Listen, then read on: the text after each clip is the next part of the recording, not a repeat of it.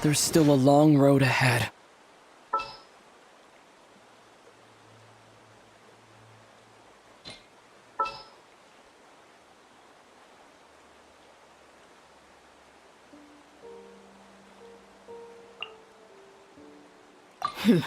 Got a job for me?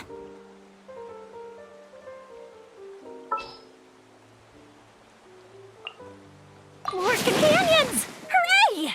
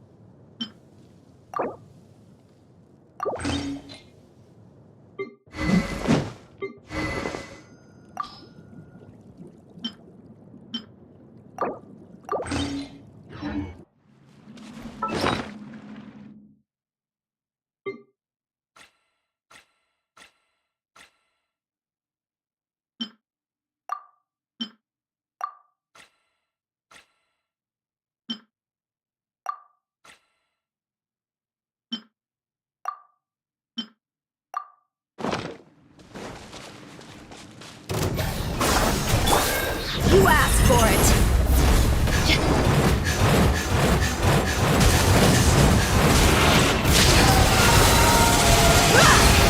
A fist of retreat! Scatter! Time for a light jump!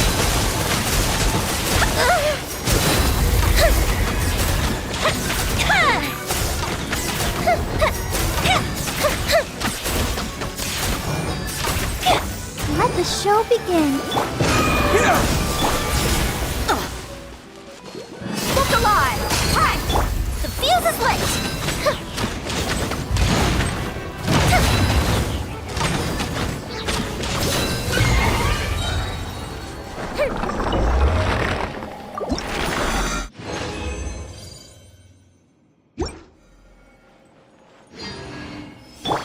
Come on! We can do it!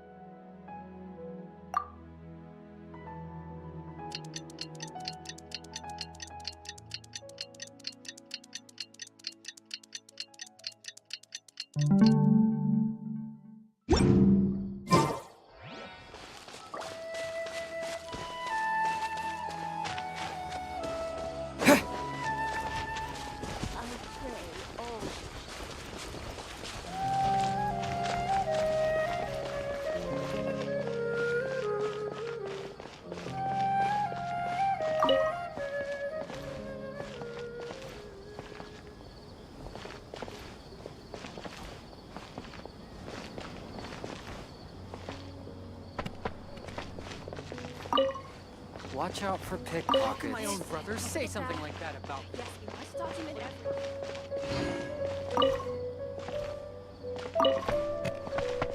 Harut, Marut, you must persist with power.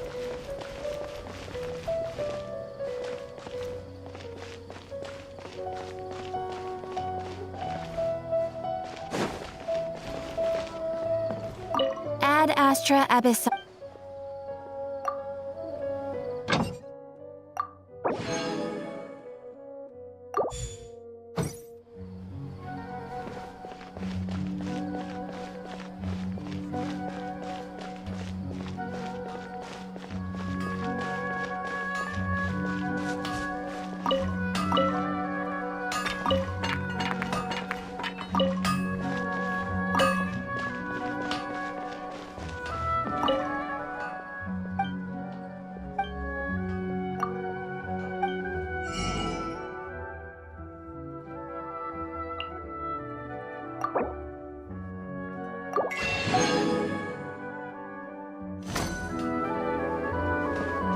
They're trying too hard.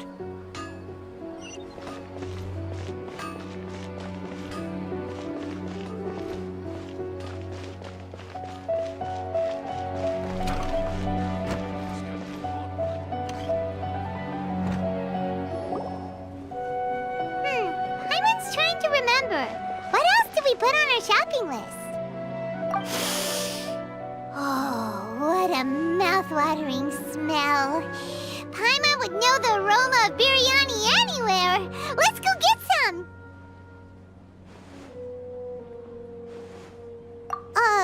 We can still add it to the list.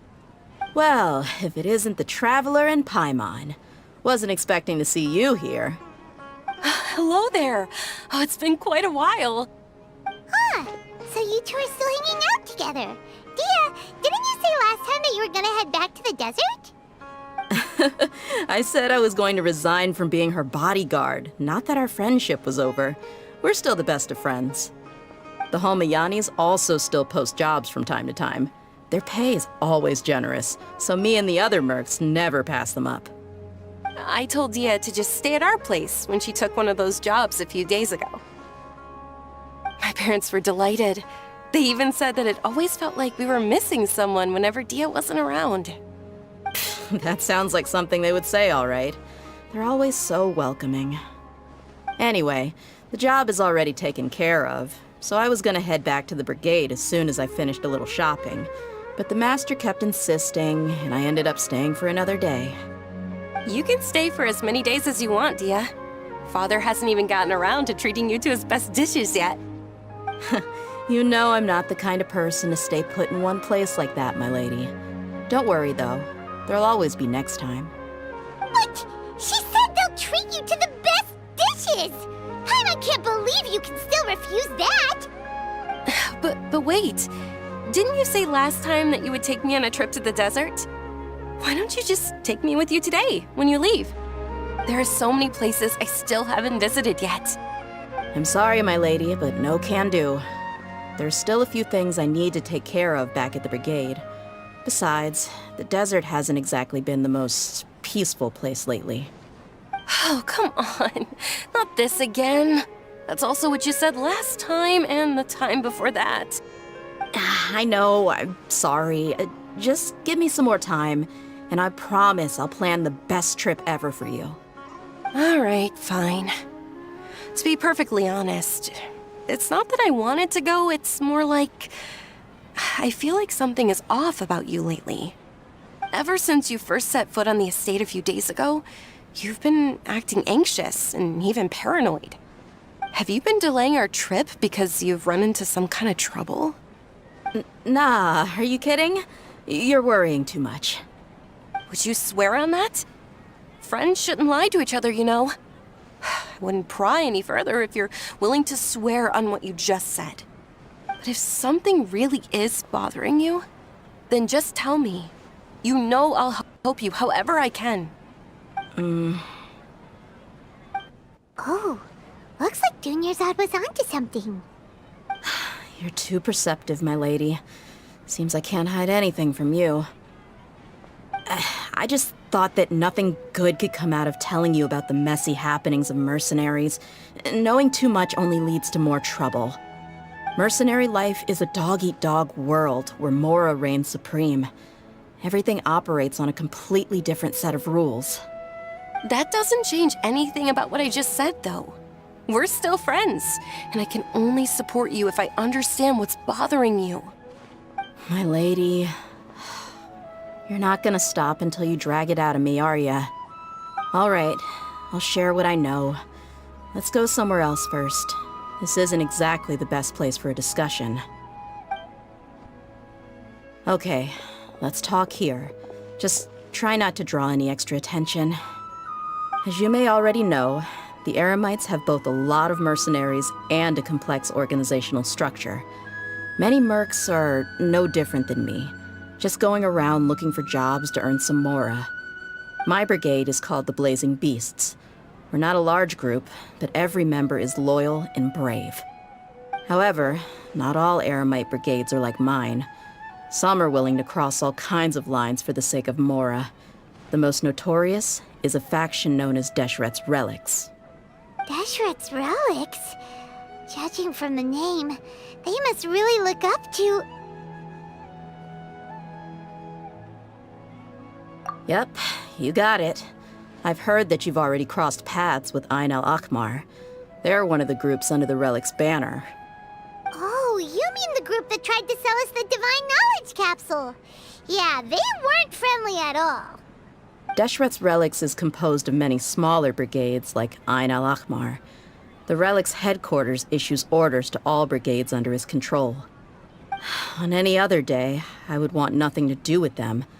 Unfortunately, though, the brigade that's stirring up trouble now is none other than Dakan al-Akmar. Dakan? I think it means beard or something. Believe me, it's a really stupid name. I found it insufferable for years. Anyway, the real issue is that Dakan al-Akmar is led by my father, Kusela. Say what now? I think I'm starting to understand your anxiety now. But what did they do? I won't go into details, my lady, but they've been involved in a lot of violent incidents. We're talking hundreds. Hundreds? Yep. The scenes tend to be quite gruesome, too.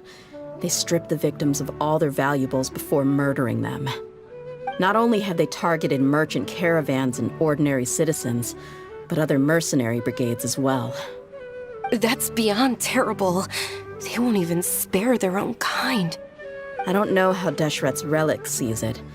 All I do know is that Dakan al-Akmar has become more and more aggressive over the last few years. If I don't do something about them, then even my brigade or the people of Aru village could become their next target. I just wish I knew what's driven him to do this. Yeah. How can your father do such terrible things? I don't know. People change. He's always been pretty pathetic. But at least in the past, there were still a few lines that he wouldn't cross. That's setting the bar pretty low. I mean, if he was even remotely decent, then why would I have to leave the brigade and cut all ties with him? He was loud and foolish, with no real sense of purpose. Instead of doing anything useful, he spent most of his time drinking and chasing after women. Of course, the other brigade members were just like him. Their ruckus would go on night after night. Sounds like a nightmare. What about your mother? Did she ever step in to stop them? Unfortunately, I never knew my mother. I'm sorry, Dia. I didn't know. It's all right, my lady. That's pretty common in mercenary circles. Didn't I mention that my father was chasing after women? I was the result of one of those encounters with some random person. He told me that he wasn't sure who my mother was. And in any case, she never came to see me. He'd say, "You'll be fine as long as you remember to stick with Dad." But even then, he left most of the parenting to the brigade. The one thing I do remember is that he used to tell me stories. But the problem was that he had terrible taste. He only knew a few stories, and even those tended to be pretty stale. They were tales of desert warriors defeating dragons in the forest, or stories of mercenaries rescuing princesses from rebel armies. Sounds like your typical fairy tales. More or less, yeah. They were interesting maybe the first or second time around, but after about 20 repeats, they started to get a little dull. He seemed to think those stories were the best things ever, though. He was so into them that he'd call the whole brigade over and make them perform the whole thing as a play. Even the toys he gave me would all be story props. I'd get helmets, shields, and toy swords. It was only much later when I realized that the shows were more for him than they ever were for me. What an interesting guy.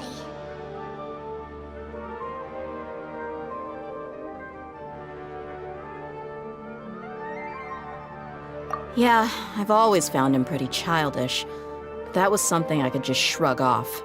I had no reason to despise him. Until I grew up and learned the true face of Deshret's relics for myself. Looting, blackmail, violence, and fraud. They not only accepted such heinous acts, they would even openly boast about them. No one in the brigade was any kind of hero. Instead, my father and his cronies were more like the bad guys that needed to be taken down. Did they really think that as long as they didn't do any of that stuff right in front of me, I would never know? I think I can understand your feelings. The difference between perception and reality must have hit hard. Yeah, but don't worry, my lady. It's all water under the bridge to me now. I had a huge argument with my father and left that place behind for good. I'm not investigating them due to any bitter feelings I still have towards my father. I just want to protect those that are close to me. Yeah, I told the boys to gather as much information as they could. Most of the reports concern violent incidents, but there's also some talk of smuggling. I see. But isn't this investigation incredibly dangerous? It is, but every mercenary lives life on the edge. It's a lifestyle that I enjoy. That may be true, but it'll be impossible for those who care about you not to worry. Well, now you get why I didn't want to share any of this with you. What should we do? They both have valid concerns. Huh? But there's no need for you to get caught up in this mess, too. Well, he's super tough, so if he went into the desert with you, then Paimon bets the problem would be solved in no time. I'm inclined to agree. I'd feel a lot more at ease if you took him along to help. I'll wait for news from you in the city until then. Please, stay safe. I'm honored that you care so much for me, my lady. All right, then let's get moving. Our first stop will be Caravan Rebot, where we can catch up a bit with my fellow mercs.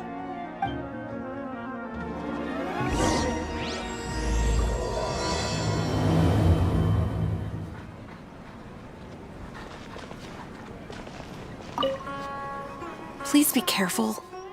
I'll stay in the city and wait for news from you. Just don't do anything reckless, all right?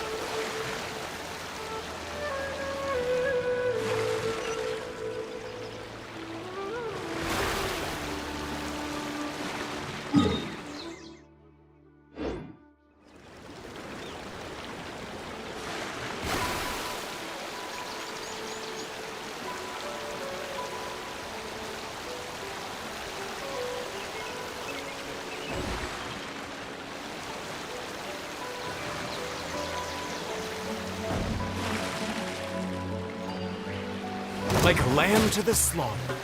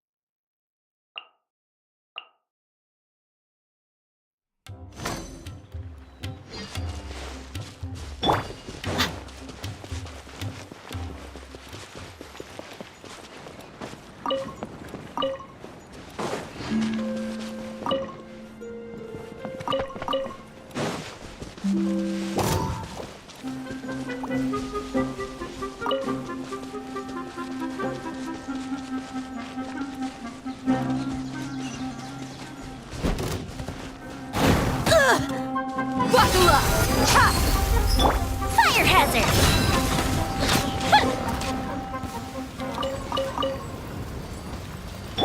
Let's dance!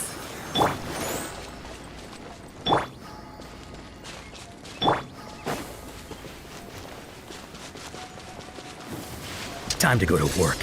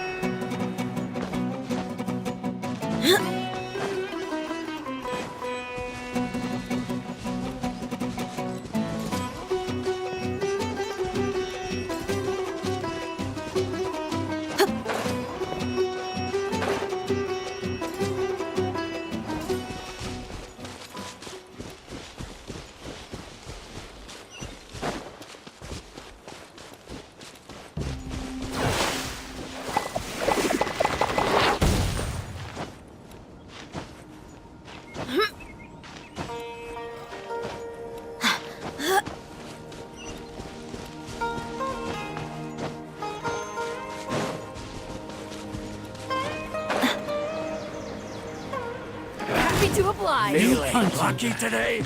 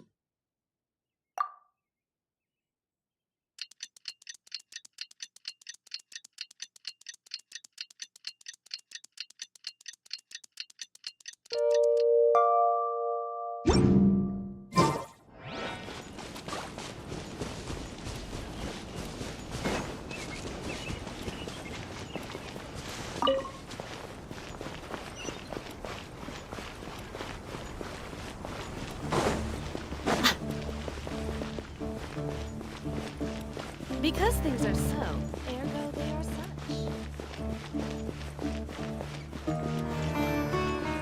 There will still be traces of King Desmond's familiar.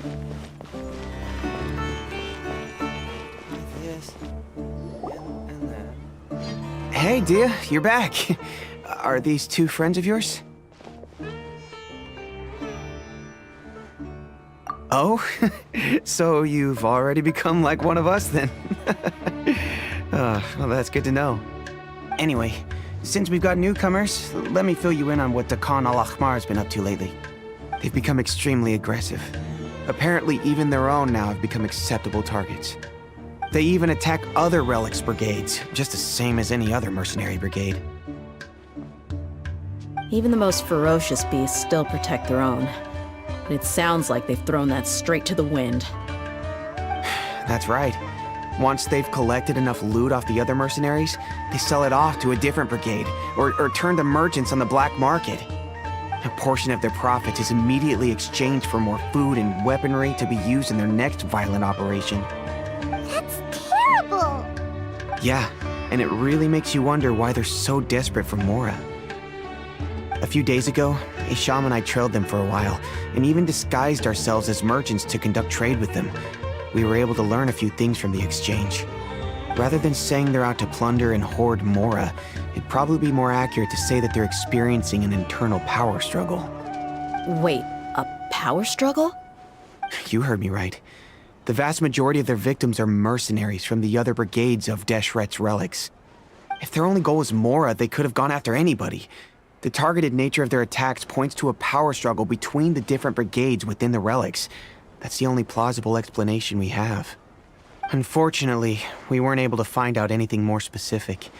It seems they're also trying to keep things under wraps. Oh, one last thing we discovered was that over the past few years, as Khan al-Ahmar became more and more active, Deshret's relics as a whole became a lot weaker. It sounds mighty strange to me, too. Harun, you can leave the rest of the investigation to us. Gotta say, though, I didn't expect you to go on a whole undercover mission during the few days I was gone. Sounds like you were really putting your necks on the line, no? Nah, it was nothing. We're just as concerned about the situation as you are. The Khan al-Ahmar is your father's crew, after all. What he said. Besides, Dia, haven't you done more dangerous things than all of us combined? What we did is nothing compared to your experiences. Yeah. And while they went to talk with Khan al-Ahmar, I took a look at the last camp they attacked. Any survivors of the attack were already long gone.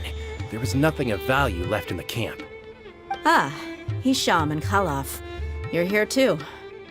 We rushed over as soon as we saw you come into Caravan Ribat. Although this new friend of yours looks a little green behind the ears, I'm sensing a special vibe from him. Now that we know you'll have a capable partner with you, we can also rest easy. Hey, what about Paimon? Feel anything special? Oh, you're also planning to tag along with them? Of course! Paimon is the traveler's most important guide. Wherever he goes, Paimon will follow. Oh, in that case, then you'd better take care of her too, Dia. Don't underestimate Paimon! Don't worry about her. She may look tiny and helpless, but she's been through just as many battles as the traveler here. Even if she had only survived on sheer luck, then that alone would still make her quite formidable.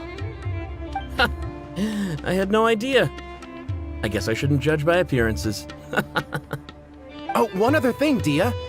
When you're free, why don't you update the deputy about your upcoming schedule? We held another recruitment event a few days ago, but everyone only came to see the Flame Mane. You weren't around at the time, so people were pretty disappointed to only find our crew of rough, unkempt guys. The deputy put a lot of effort into the event, but it was basically for nothing. Only a few people chose to stay, and that really got to him. Sorry to hear that. I'll be sure to bring him some great liquor next time. I left in a hurry and I couldn't make it back in time for the event. Gotta admit, I can understand their disappointment, though. You're our brigade's main selling point, after all. Now, if only the deputy could figure out a way to bring a few more smoking hot members into our ranks. Keep dreaming. Remember the last time I invited a couple gals into the brigade? You all just froze up with your mouths gaping like a bunch of scarecrows. The awkward silence and weird expressions left quite the impression on them. They were originally interested in joining us, but after that, they both told me they were too uncomfortable to stick around. Hey, didn't we agree to never bring that up again? Huh? Wait, are you serious? Why have I never heard about this? I don't think you were part of the brigade yet. Are you kidding me? I missed a once-in-a-lifetime moment like that and you weren't even gonna tell me? All right. We can tell you about it later. Now's not the time. Hey, don't you try to change the subject. You and Hisham get your butts over here and tell me everything right now. Are they always like this? More or less. There aren't many rules or graces when it comes to mercenaries. We're used to just speaking our minds. If someone starts getting under your skin, you just yell right back at them. And if that doesn't put an end to it, then you just challenge them to a fight. But we also don't tend to take many things too seriously. Being direct and getting it all out of your system as soon as things come up is better than keeping everything bottled up, never talking about it. That's also why I never spare their feelings when I talk to them. If I want to laugh, I'll laugh. If I'm angry, then I'll unload on them. It's hard to stop once you get used to it. Though, I can never do that when I'm with the Homayanis. Hey, knuckleheads! Can you at least tell me the rest of the intel before you go back to your bickering? Yeah, you hear her, Holloff? Told you we gotta focus on the investigation first. I drew up a map. Right here is the spot. There you'll find the merchant caravan responsible for getting rid of Khan al-Ahmar's looted goods. All you gotta do is wait and ambush them in the evening. They'll have no idea what hit them. Perfect. Thanks for that. Be sure to pass my regards to everyone else in the brigade as well. Will do. You stay safe, Dia.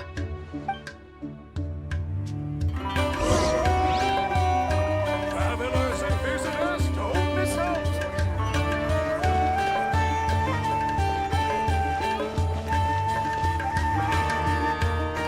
Now, like I said, the two ladies Dia brought with her were also like super mercs. I'm talking same level as Flame Mane here. Oh, you should have seen it. The aura of the two of them when they were standing together, it was incredible. I was just at a loss for words, that's all.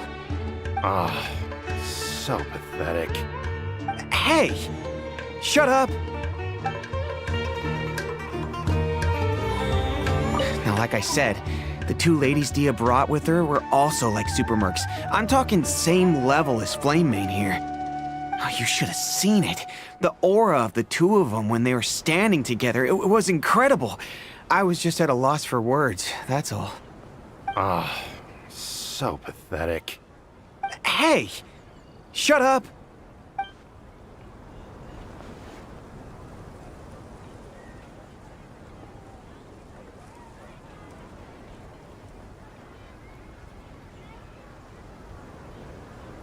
Travelers and visitors, don't miss out. And that. The desert's a tough adversary, but at least it doesn't hide anything. What you see is what you get, and whether you take on the challenge is entirely up to you.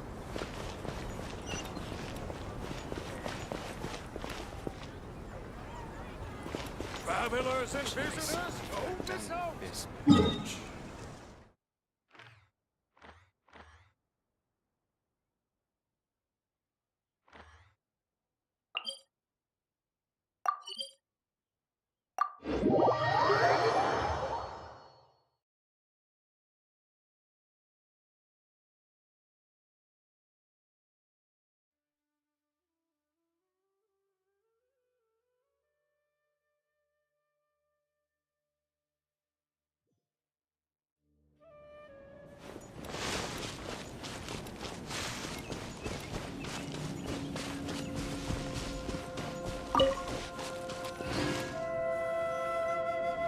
This should be the place. Let's find a spot to hide and bide our time. It's gonna come down to a fight one way or another, so let's all be careful. No need to worry. He knows his way around a fight. I'm not worried about that. What I meant is that we probably shouldn't go too hard on the enemy. After all, we still need to get information out of them.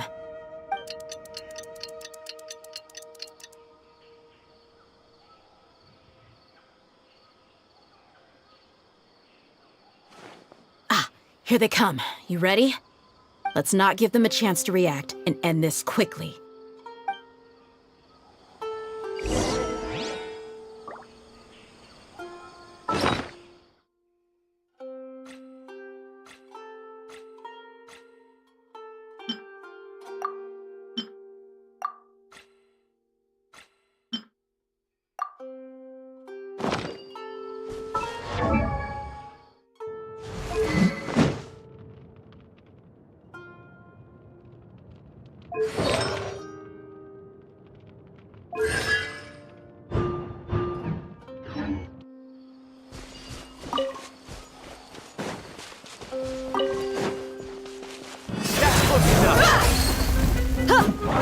Goes the ship down!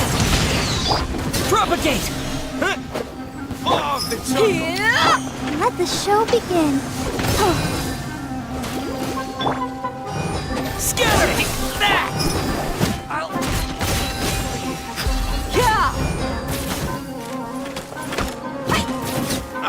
Let's get it on! Ha! Ha! Ha! Hi! Ha!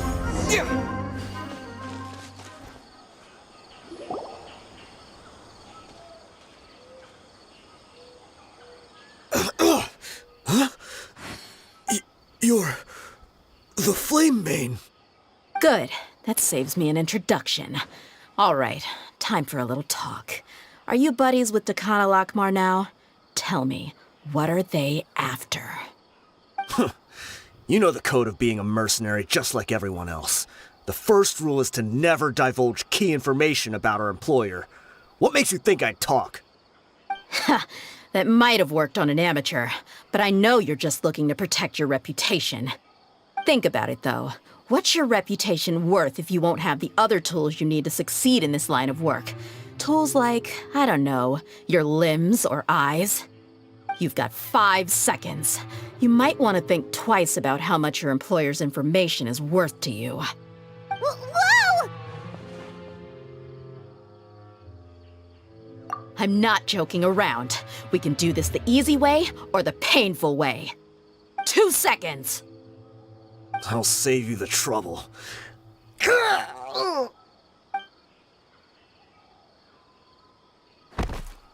Huh? Are you crazy? He tried to bite off his own tongue. Quick, search the area for any first aid supplies. I definitely didn't expect him to go that far. Thankfully, the wound wasn't too deep, and he just passed out from the pain.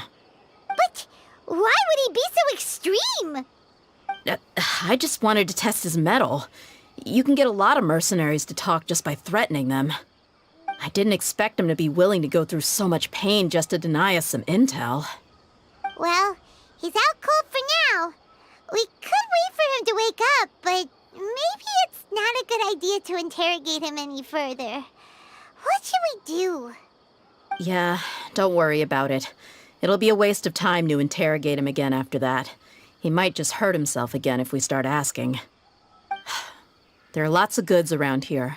Let's search the area. Maybe we'll be able to find something. I'm really sorry.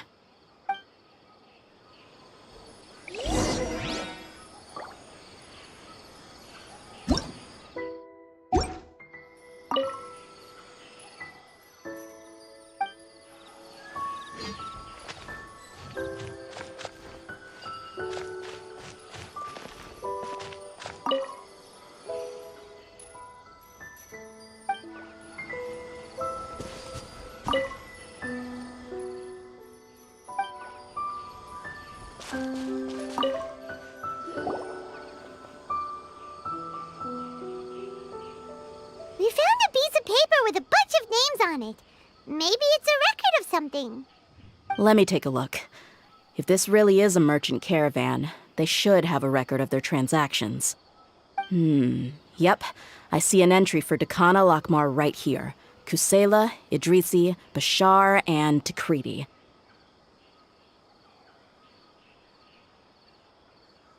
All familiar names. Dakana Lakmar has been trading for a hefty supply of food, weapons, and medicine. It seems that in the past, they used to receive some canned knowledge as well. This caravan is just one link in their logistics chain. Once in the rainforest, the caravan will exchange the looted goods for mora, and the funds will then be passed to a specific person. That person will then pack the caravan full of necessary goods, which will then be brought right back to Dakana Lakmar. Wait, why is there no mora value recorded for the final transaction? No value? Yeah, every transaction before the last one was marked with an exact amount of mora, but the final one, where they paid for everything to be brought back to the desert, was simply marked as delivered. Perhaps, but they couldn't have known how much they would make off selling the loot. Do they not care about profit margins at all? Anyway, the next part's the records of the goods themselves. There are a lot of entries. Everything was probably sourced from the rainforest. Huh? What's wrong? Shazaman Homayani? Homoyani? You Dunyarzad's family? Could it just be another family with the same last name? I'd be surprised to find someone with the exact same first and last name. Shahzaman Homayani is Dunyarzad's father, and the head of the Homayani family. Just what the heck is going on here? I'm sorry, you're right. I'll consider what we found and not jump to conclusions just yet.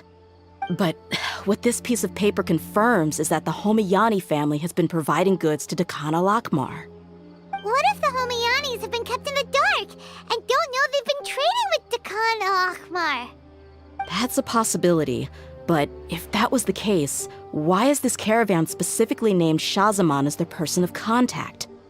They could have just as easily bought goods such as food and medicine directly from Caravan Ribat or Port Ormos.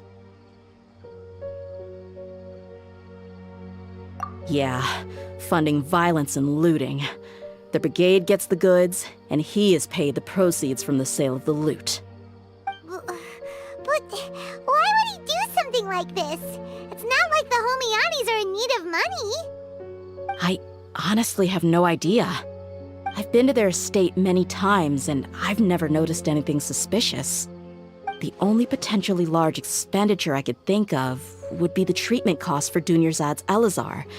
Maybe they borrowed a lot of Mora in the past? But that's still just a speculation. I don't think the master would stoop so low to make Mora. You're probably right. I know my lady's personality, and she wouldn't deliberately keep something like this from us. But what should we do now? All we found is just another mystery. If you ask me, we already have no choice but to confront her about this. I'm not worried. It's too early to make a verdict yet. I still have faith in the Homayanis. Let's go find my lady again.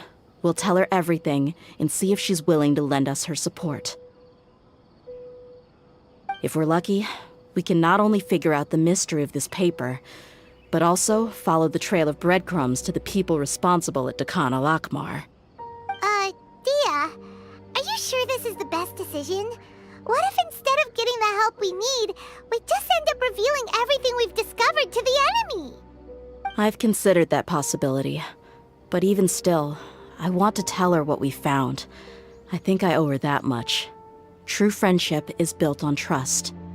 She showed genuine concern for me when we first brought up the topic. I can't repay her kindness with doubt and suspicion. That's not how I deal with people. You're right. Paimon wants to trust Dunyarzad too. Yeah. Let's pay another visit to Sumeru City.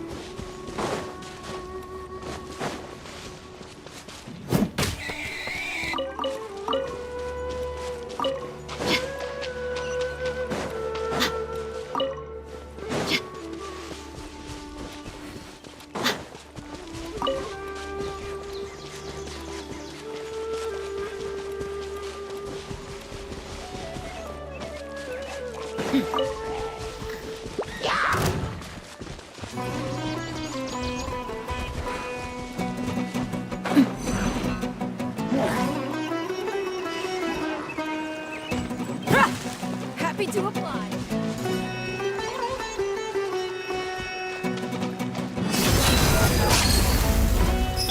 The fuse is lit!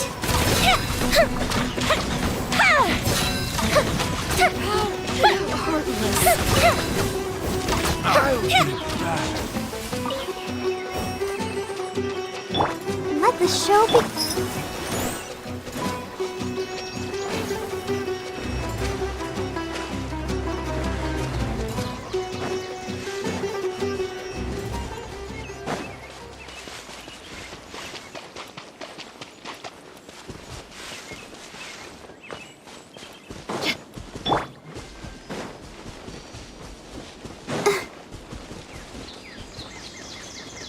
I'll protect us.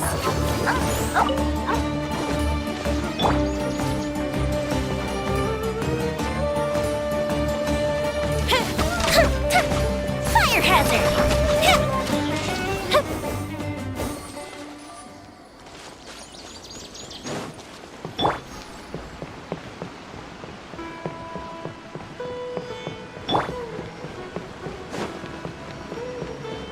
Let the show begin.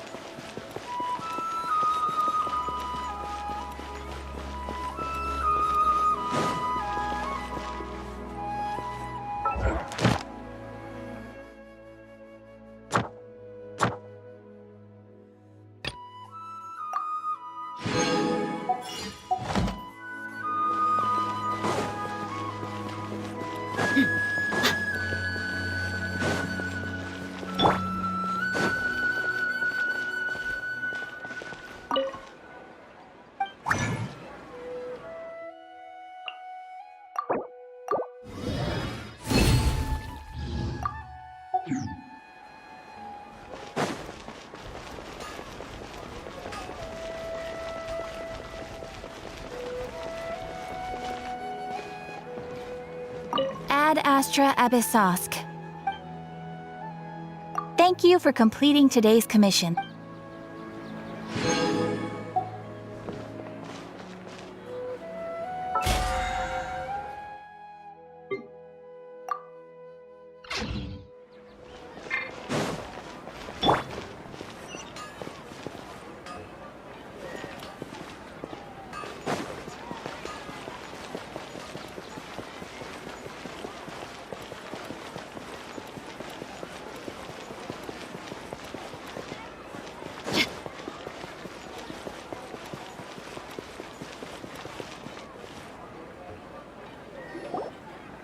We're back, my lady.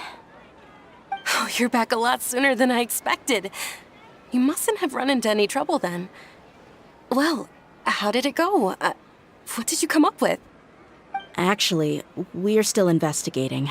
It's just that we've discovered something strange. I see. The clues you found have led you back here, in the city? Something like that. Yeah. You all look a little dispirited. Whatever you found must not have been very encouraging after all. Why don't you discuss it with me? Maybe I'll be able to say something to cheer you up? It's okay, my lady. It's not so much about me being upset with my father or anything like that. How should I put this? So something is wrong. Even the Traveler and Paimon have been uncharacteristically quiet. On any other day, Paimon would have already waved to me with a smile and shouted, "Dunyarzad, we're back!" So tell me, what happened? Well... My lady, please prepare yourself for what we're going to tell you next. It concerns the Master. The Master? You mean my father? Okay, I understand. Don't worry about me. I'll listen as attentively as I can. My father has been supplying goods to Khan al-Akmar? Yeah, it makes as little sense to us as it does to you. I've never doubted the Master's integrity, so I'm having a real hard time rationalizing how he could ever support an infamous brigade like them. Maybe he's not actually aware of the full story and just stumbled into the deal by accident. I can't help but agree with the Traveler. Huh? You mean you feel the same way, Dunyarzad? Thank you for sharing all this information with me. Since you've told me everything you know, I should also tell you about some doubts that I've been harboring for quite a while. In the past, I thought that my father hired a bodyguard for me so that I wouldn't run away and get lost. However, there are plenty of capable mercenaries in the Corps of 30. Why did my father go out of his way to hire Dia? About that. Well, the Homayanis really needed bodyguards, so they reached out to the Blazing Beasts. Later, the Master told me that I was one of the best mercenaries he'd ever seen, and that I should stick around to become one of his bodyguards. He offered me a pile of Mora, so I just signed on. Well, but that didn't really answer my question. Just think about it. Why did my father specifically reach out to the Blazing Beasts?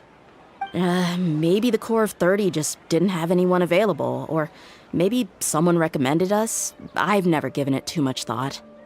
I think I get what you're saying. You'd think none of this was a coincidence. Precisely. At first glance, nothing seems strange or out of place. But there are many parts of the story that don't actually make any sense. If my father had always been in contact with Khan al-Akmar, then it would make sense for him to bring Dia into our house. You mean the goal all along was to get Dia to be your bodyguard? No, that's too much of a stretch. I cut all ties with my father a long time ago. He has no control over my life anymore. But that still doesn't rule out the possibility that your father has still been trying to influence your life without you knowing. So, the Master was not likely an innocent victim in all of this?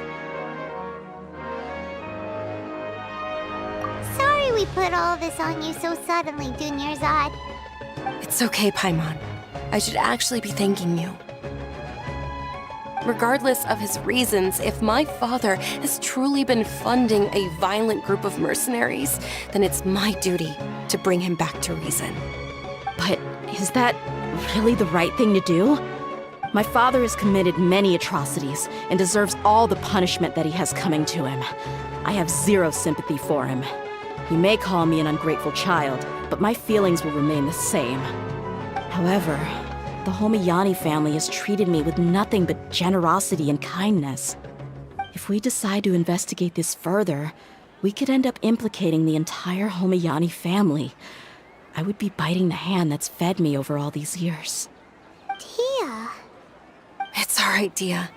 If anyone were to ask, you could always just say that I'm the one who instructed you to get to the bottom of this. You don't have to do that, my lady.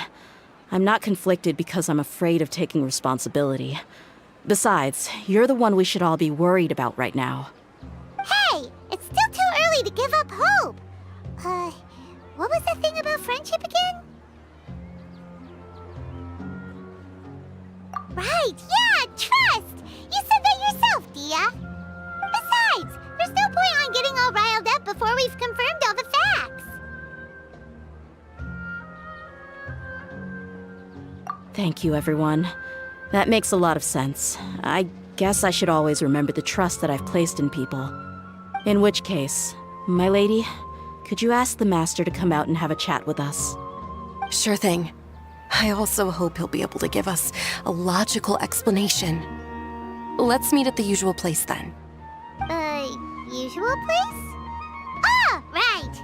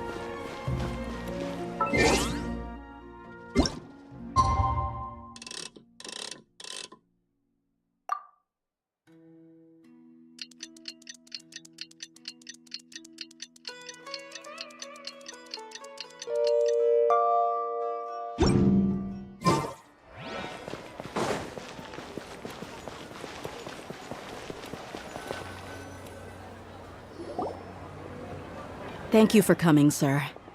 Please allow me to introduce these two. This is the Traveler, and next to him is his travel companion, Paimon. Ah, yes. My daughter has mentioned them from time to time. It's a privilege to finally meet them in person. But we may skip all the pleasantries for now. What is the important matter you wish to discuss with me today? Well, we wanted to bring this transaction record to your attention. There's something on this record that we're all pretty curious about. So, that's what you found? Huh. Seems like I can't keep everything from you much longer. If you wouldn't mind, we'd like an explanation. Well, it's a long and difficult story. And to be perfectly honest, I'm not sure if I'm doing the right thing. What I do know, though, Dia, is that the truth will bring you no solace. If anything, it will likely cause you a great amount of anguish. Wait, me? Yes. I understand perfectly why you came to see me. And I am touched by your collective commitment to do the right thing. But knowledge always comes at a price. And sometimes, as they say, ignorance is bliss. Your father, Kusela, and I both believed that. Of course, you have the right to seek and learn the truth, but I must warn you. The facts of this matter may reduce everything you've built for yourself into sand, blowing in the wind. If you must proceed, then Kusela's heartfelt efforts will also fade into the wind like a fleeting mirage. His heartfelt efforts? I'm sorry, sir, but I'm not sure I follow. I've made it this far in life without a single drop of my father's support. I have my own ideals and ways of looking at the world, as well as people and causes that I've chosen to cherish and fight for. None of these things have anything to do with him. I came here today to support you as the head of the Homayani family. No warning will change my stance on that. I understand. Then let me tell you a little story.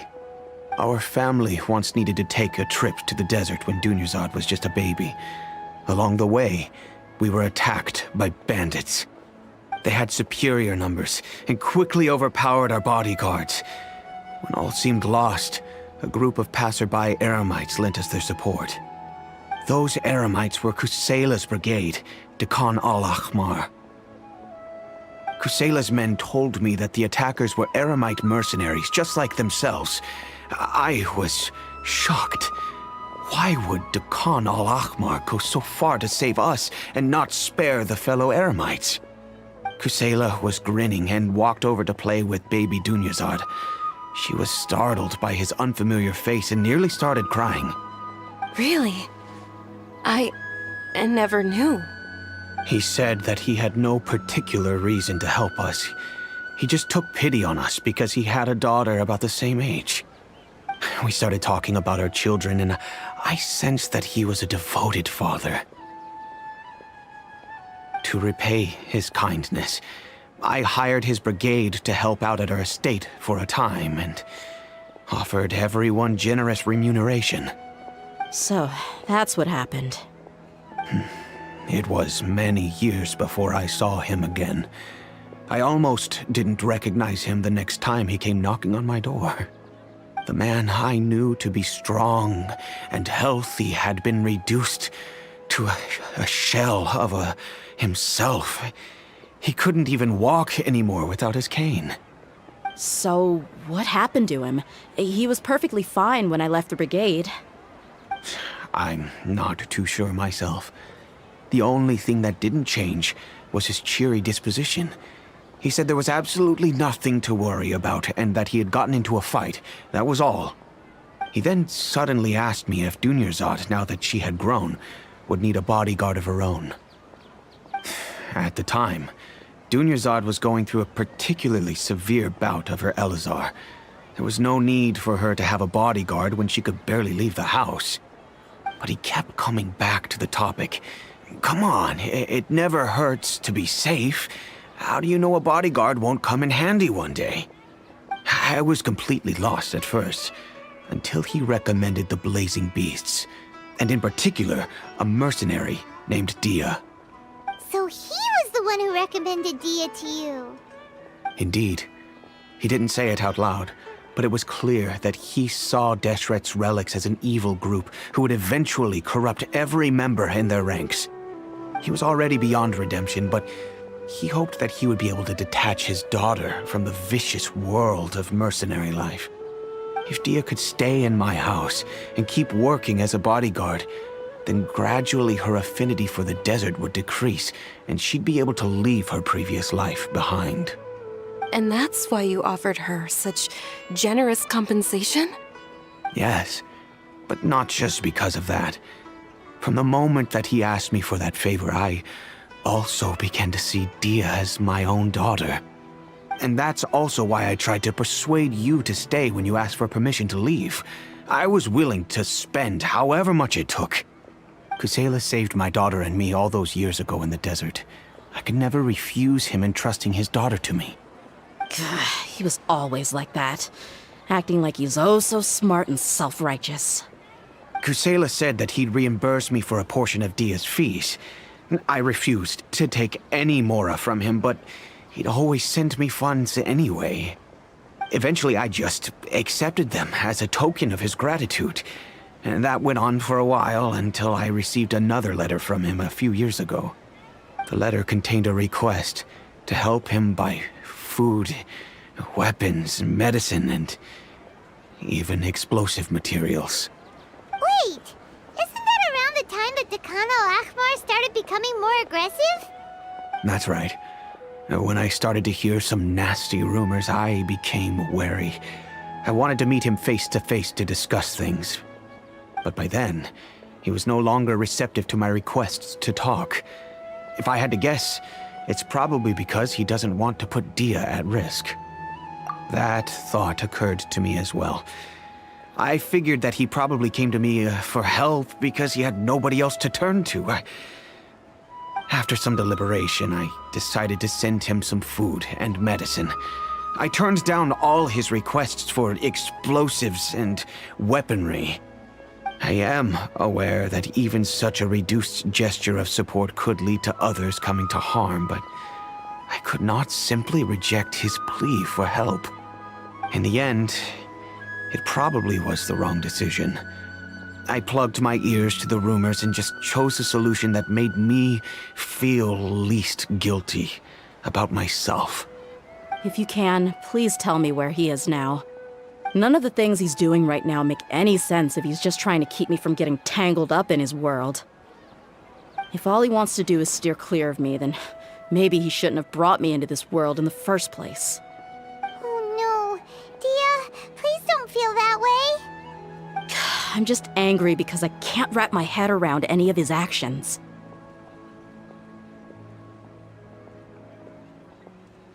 Another way? I don't know.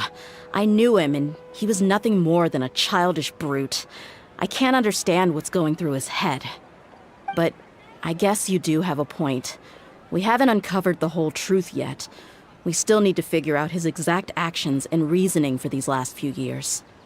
I'll do my best to help.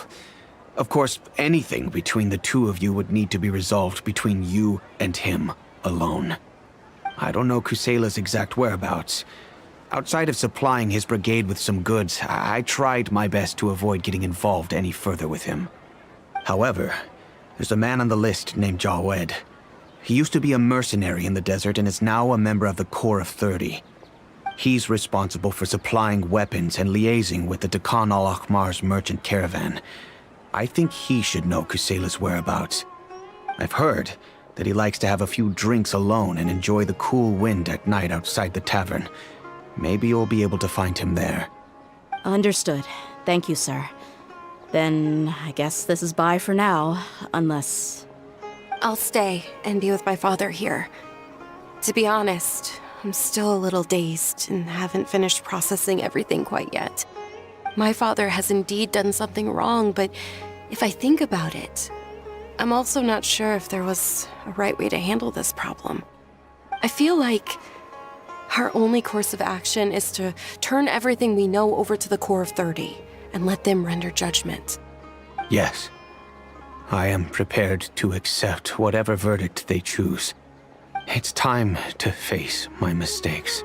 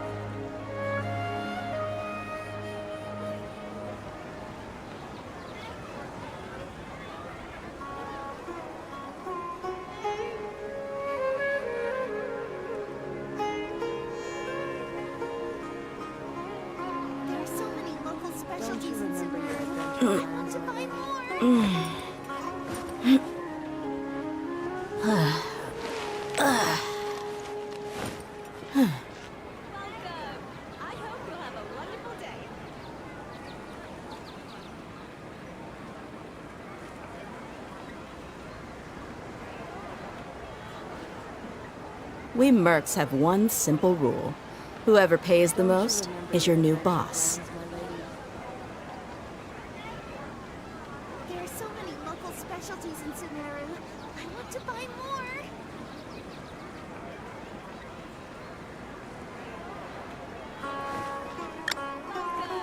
I hope you'll have a wonderful day.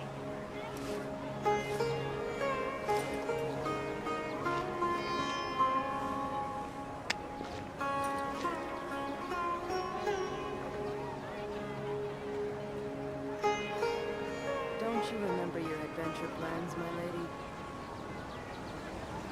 There are so many local specialties in Sumeru. I want to buy more.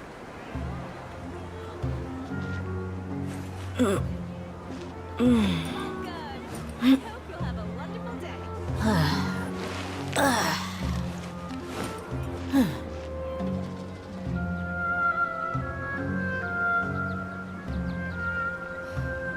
Don't you remember your adventure There are plans? so many local specialties in Sumeru.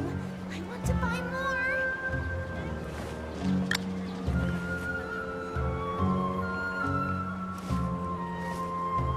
Welcome. I hope you'll have a wonderful day.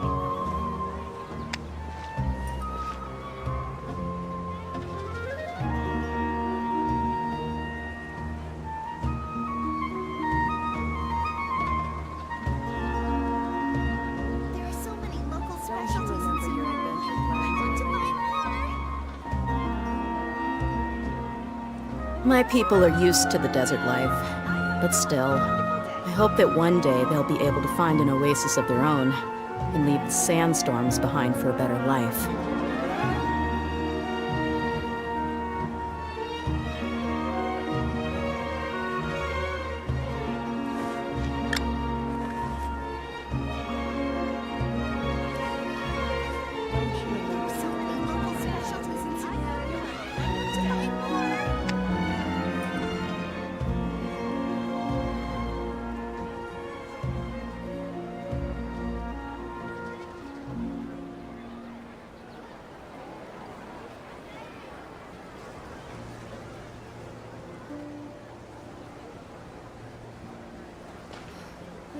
Don't you remember your adventures? Local specialties in Sumeru.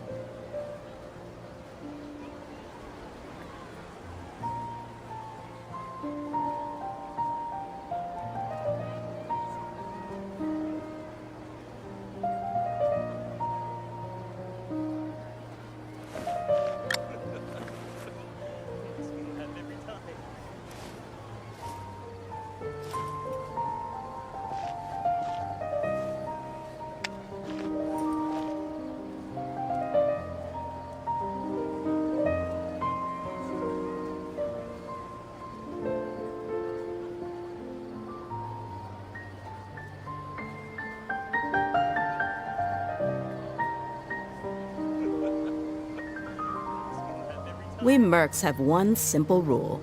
Whoever pays the most is your new boss.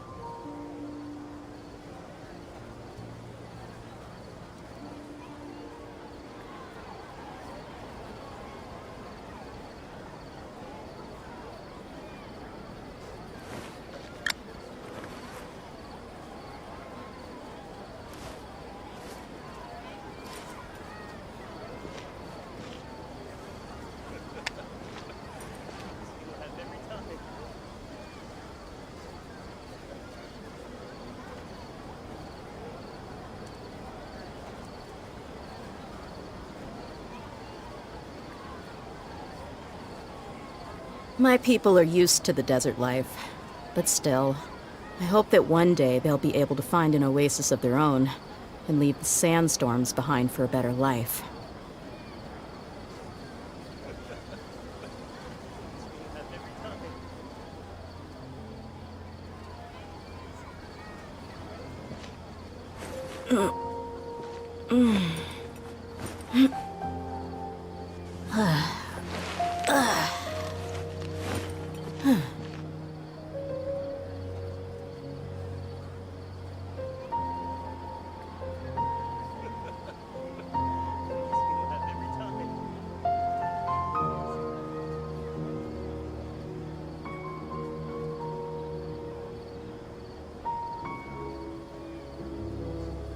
We mercs have one simple rule. Whoever pays the most is your new boss.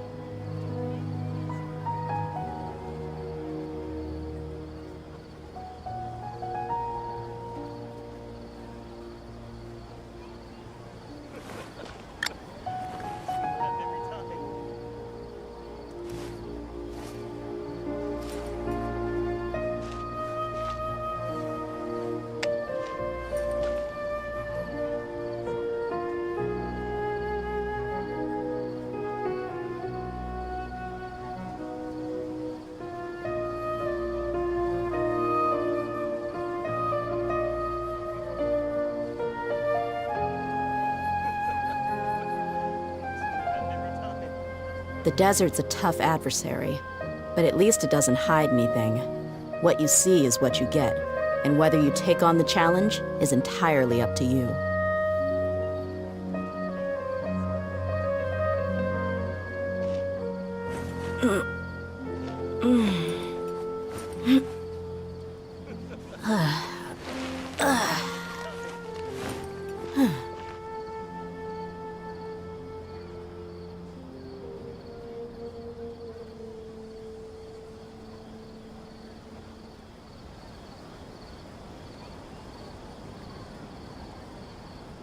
My people are used to the desert life, but still, I hope that one day they'll be able to find an oasis of their own and leave the sandstorms behind for a better life.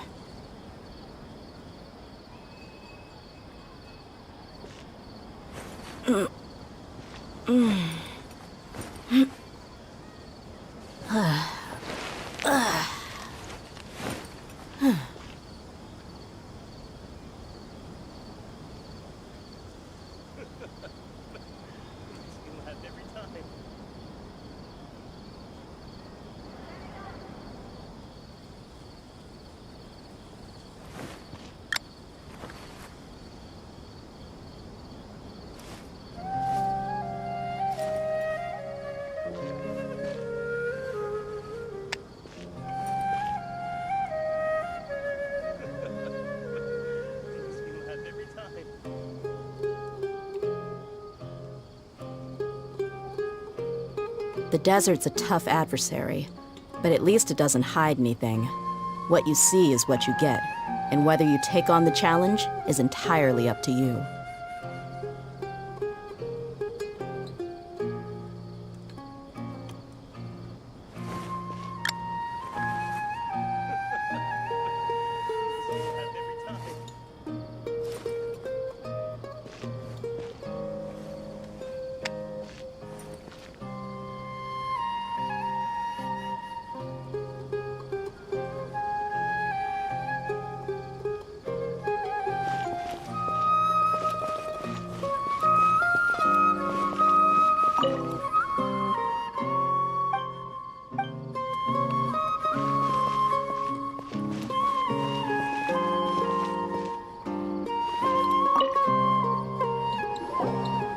Huh? Who are you guys? I know what you've been up to. Smuggling weapons to violent brigades in the desert while working for the Corps? Pretty bold, if you ask me. Shh! Keep your voice down. How do you know all that? Come with me. We should take this elsewhere. I'll be happy to talk things over once we're somewhere private.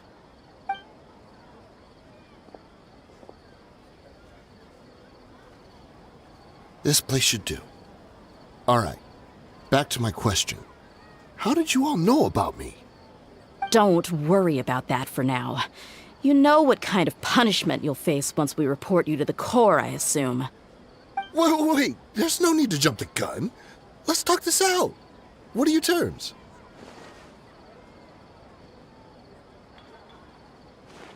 So what's in it for you anyway, Mora? Well, I was a little tight on money at the time, and Kusela took good care of me in the past. I weighed it in my mind, and I couldn't find a reason to turn the opportunity down. I wouldn't only be helping my benefactor, but I could also make some quick Mora. Let me tell you how it is. We're investigating Khan al-Akmar, and we're gonna put an end to their operations. If you provide some help for us, then we might just put in a good word later to reduce the terms of your punishment. Hey, why don't we discuss this a little first? Listen, I made quite a bit of Mora from my last run. You just give me a number, and I'm sure we can... Shut it. My patience is running out. You should know when a mercenary is after something other than money. All right, sheesh. But you gotta promise you'll put in some nice words for me later. They're always on the move. Here's the spot they were at the last time I made my delivery to the desert. Feel free to go have a look. I'm just telling you, though, it's not on me if they're not there anymore. Sure. And then you can forget about any nice words from us. Hey, come on. Now you're just being unreasonable. Really? And how do I know you're not leading us straight into a trap? Don't forget, you're the one with no bargaining chips. All right, I get it. Why don't you go take a look, and if they're not there anymore, I'll try to figure out something else for y'all. Now that's more like it. Let's move. And as for you, try to stick around the city until we get back. You don't want us to call the folks from the Corps and have them drag you back to the city.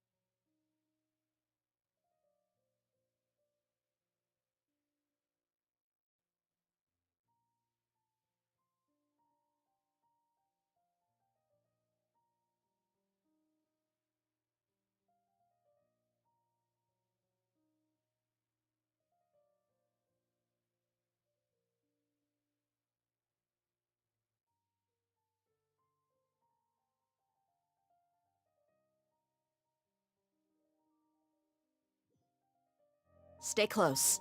No going off on your own. The desert doesn't take prisoners.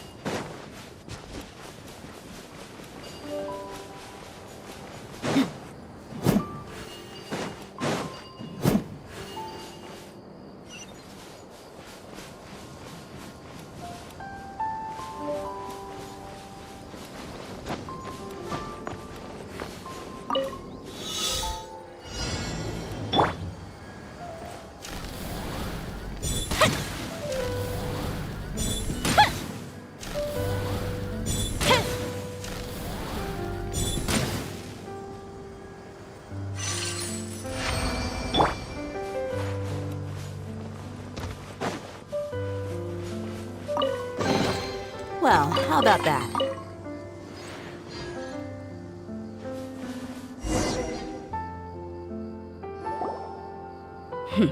Seems like we're in luck. That should be their camp right up ahead. Let's go. We'll finally get to the bottom of this ourselves.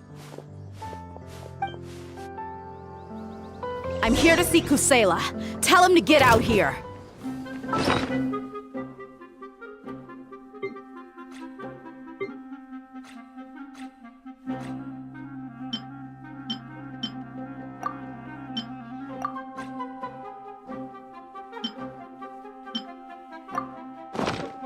Let's get it on! Dear, why are you here?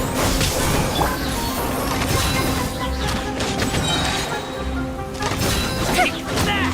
Here come the fireworks! Germinate!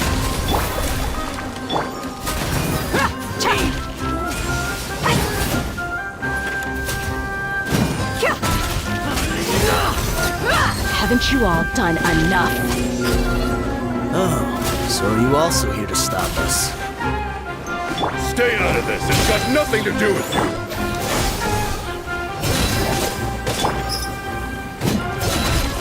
Take that! I'll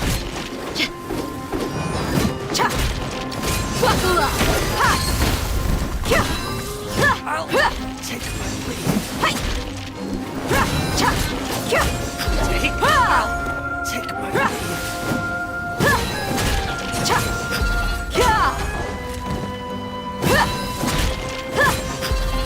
Let the show begin. Propagate! Let's get it on!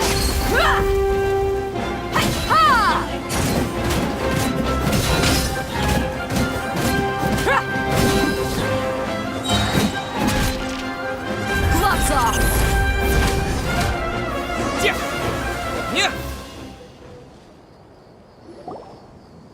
Oh, she's so strong. Enough fighting. We all know each other, and I don't want to take things too far. Just bring Kusela to me. There's no use hiding him anymore. Did you understand a single word I just said? Or do I need to bash your skull in some more? All right, everyone, let's all just calm down for a second. Dia, the boss can't come out and see you anymore. He died a long time ago. What? Seems like you've been out of the loop for a while. Guess that's for the best, though. At least, that's what the old man wanted. When did he die? What happened to him? A few years ago, Kusela broke up Dakan al-Ahmar and went to the Deshret's Relics headquarters by himself. So is that when you guys started acting up? We would prefer to call it taking revenge. Every last person in Deshret's Relics must pay in blood for what they did. Let me start from the beginning. Dia, do you know how the head of the Relics maintained order internally? Overwhelming strength and unquestionable authority? Those were a part of it, yes. But just those on their own weren't enough. They had another tool at their disposal. They called it a person's record. Regardless of whether they joined by their own will or were coerced, every person in Deshret's Relics were forced to leave a record of themselves at headquarters. Whether it be their deepest sin, some unforgivable act, or their most immoral exploit, the record served both as a symbol of loyalty and the perfect material for blackmail. That's precisely it. Every one of us have a record. Me, Bashar, Tikriti, and all the boys who grew up with Dia and ended up joining our ranks. But you, Dia, you were never asked to provide a record, were you? I never even knew this was a requirement. You were probably the only person in all of Deshret's Relics who didn't know about it. Ever since you were born, Boss had been trying to shield you from this organization's sinister rules. Not only that, but he also banned all of us from committing any nefarious acts. He said he'd take care of the dues we had to pay regularly to headquarters. But in the end, he was just an ordinary person. What could he do? He was forced to go to headquarters again and again to account for missed dues and incomplete records. He'd come up with all kinds of excuses and get beaten up as a result. We all knew he was doing that for you. He wanted to get you out of this world, no matter what it took. And that's why he became a shell of himself and couldn't walk without a cane. Wait, but that doesn't make any sense. I didn't know about any of this, and I'd never seen him get injured or beaten. Because you were too young at the time. How would you ever tell between wounds from a beating and wounds from battle? When you left home after that final argument with him, he seemed to age by a decade overnight. Even his hair went gray. So, even the blazing beasts were... Yep. It was all his doing. Had he not arranged them to come to you, you probably would have been reduced to a pulp before you ever left the desert. A few years ago, Boss said he needed to make another trip to headquarters.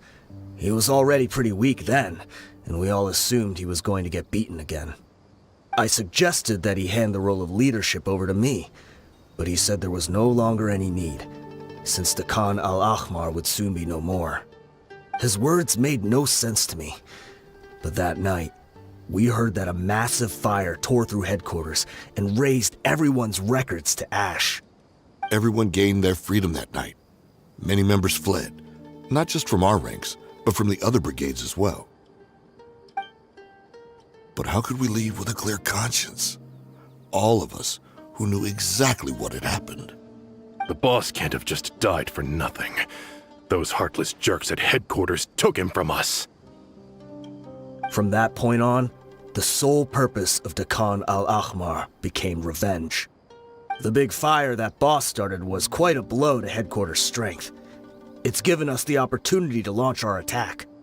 Even though we're outnumbered, we vowed to see our revenge through to the very end.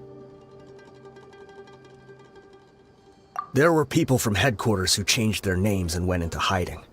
Some fled to other brigades, and others escaped to the rainforest. But we won't let any of them escape our wrath. They'll all pay for what they've done. We've suffered plenty of losses as well. To keep going, we need an enormous amount of supplies, from food and medicine to weaponry and explosives. All we can do is exchange our loot from Mora, and then use that to get supplies. We forged Boss's handwriting and sent out many letters to his former friends. Thankfully, many people were willing to come to our aid. We were also able to attract many mercenaries who shared our goal. We've endured unspeakable pain to win many impossible battles. Deshret's relics have become weaker and weaker, and now we finally have an opportunity to directly strike their headquarters. Paimon doesn't know what to say anymore.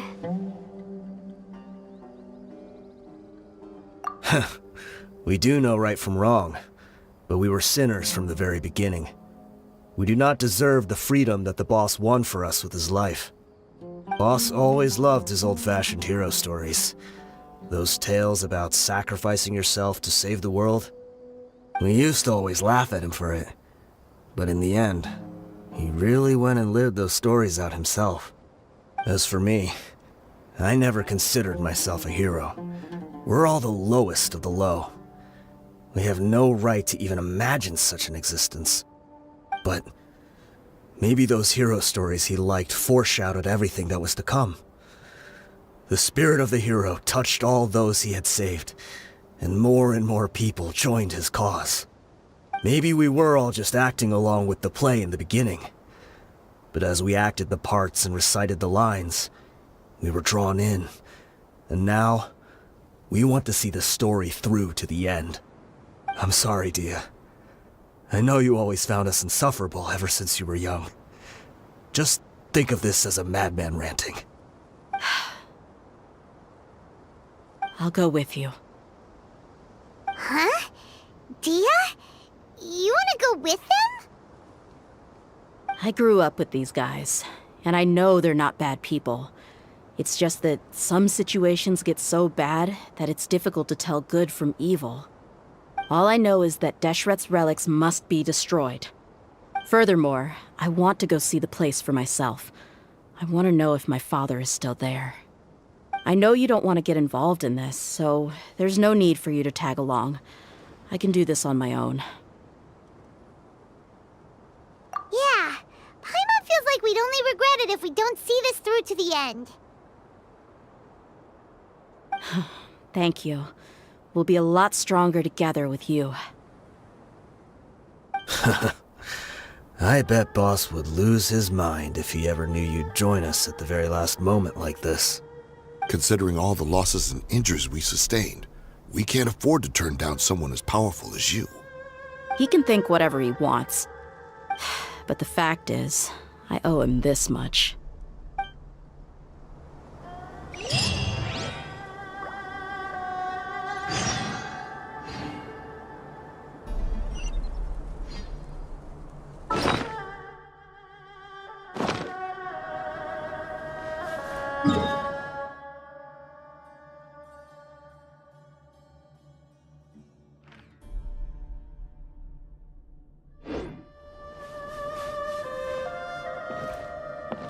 I guess it all comes down to this.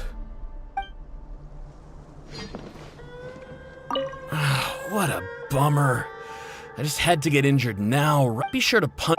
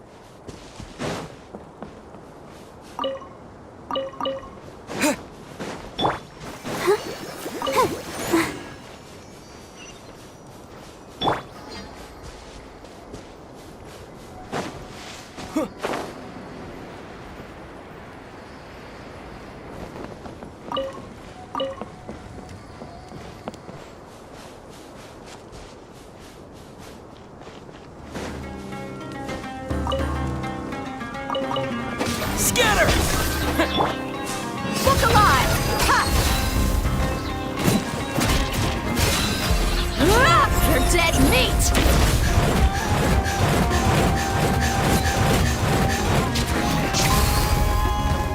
Cha! Ha!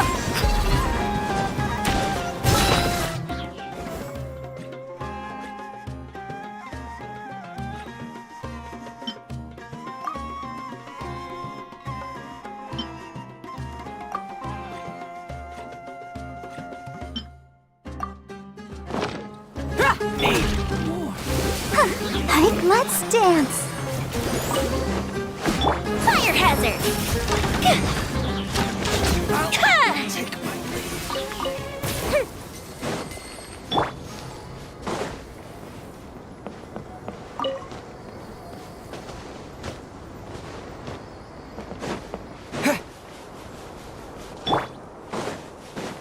That's close enough. Let's get it on!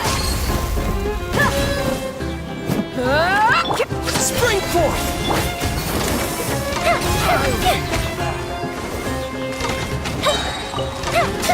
Now you're testing my will. Meet again.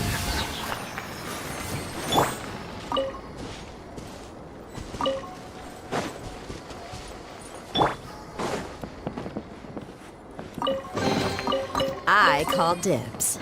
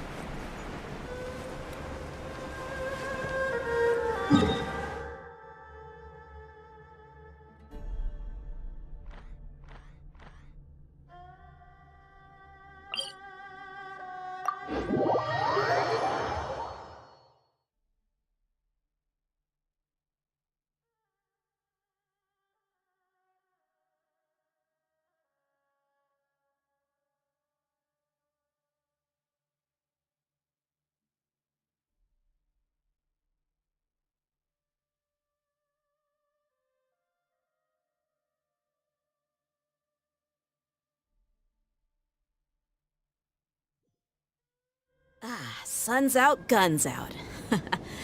Just sucks that I got so much work to do.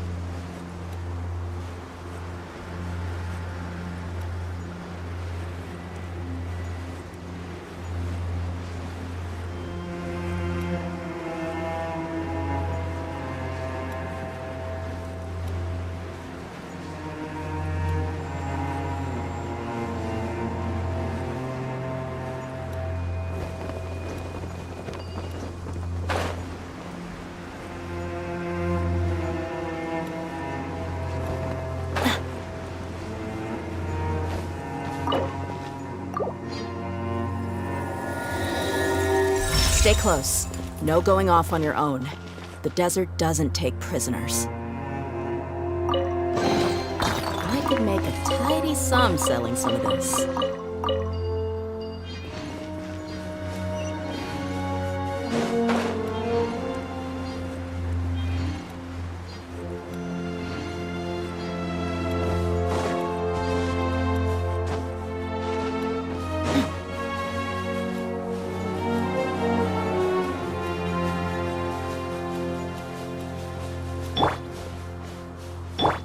Protect us. Is this the entrance? We sure didn't run into much trouble on the way here. Should be. I don't think they have enough manpower left to post guards and defend their perimeters.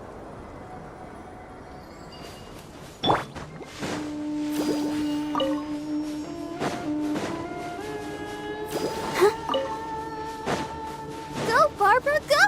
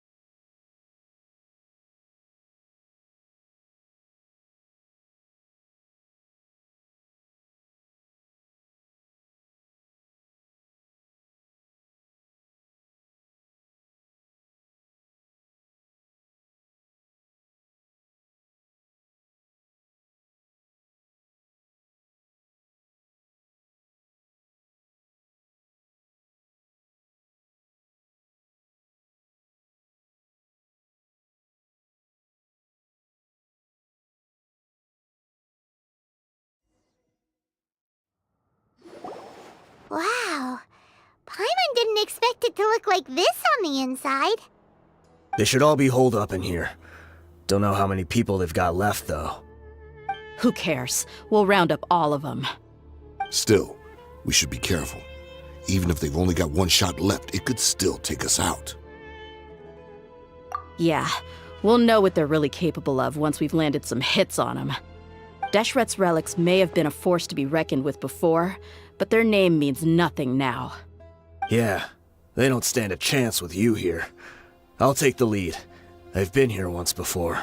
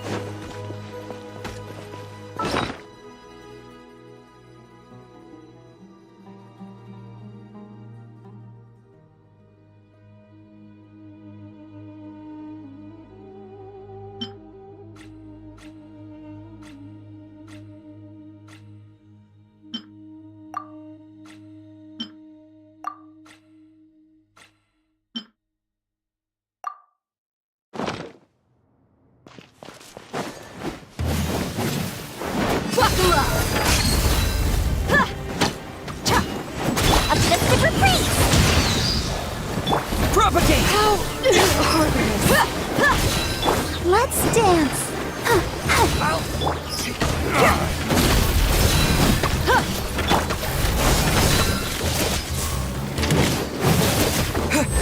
Let's get it on!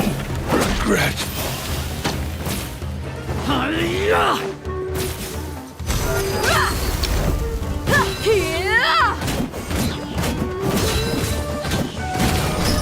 I'll be back. I'll protect us. The fuse is lit.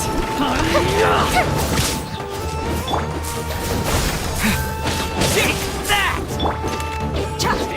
Walk alive! Ha! You asked for it.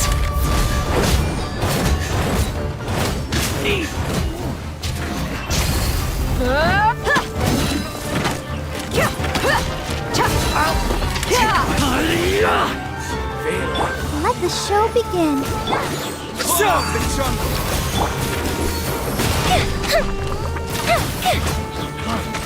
You want this one? I'll be back.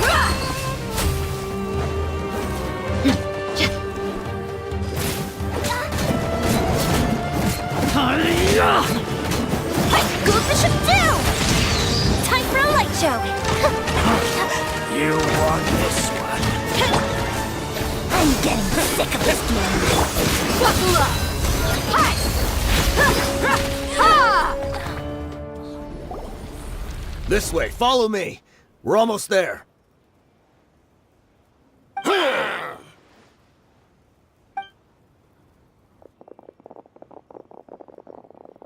Wait! They went charging ahead without checking for any traps! Hey, you guys okay? It seems like we just got trapped in here. Don't think we triggered anything else. Watch out, the enemy's coming from ahead. Well, now that things have come to this, seems we'll have to fight our way through. Don't worry about us. We knew something like this could happen. Go and take a look around. There could still be another way through. Let's go! We can't let the boss down! Let's check if there's another way! The sooner we can make it through to help them, the better. Let's see. I think I see a way through over there, but it's being blocked by something. Let's try our luck with that mechanism. Okay, let's go!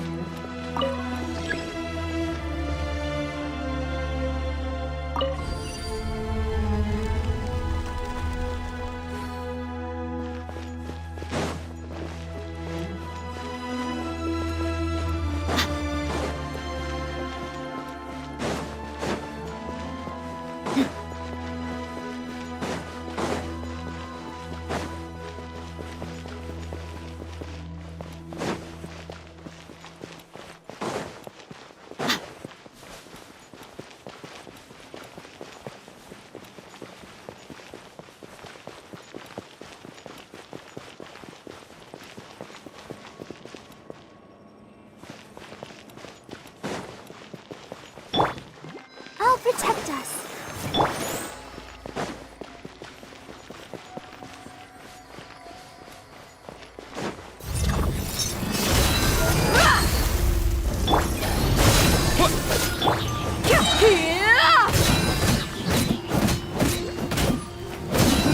Gloves off!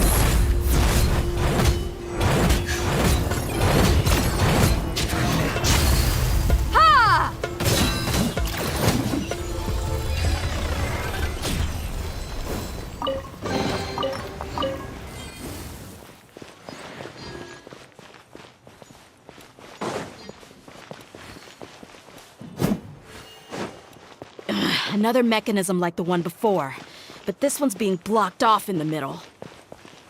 We just need to adjust it a little.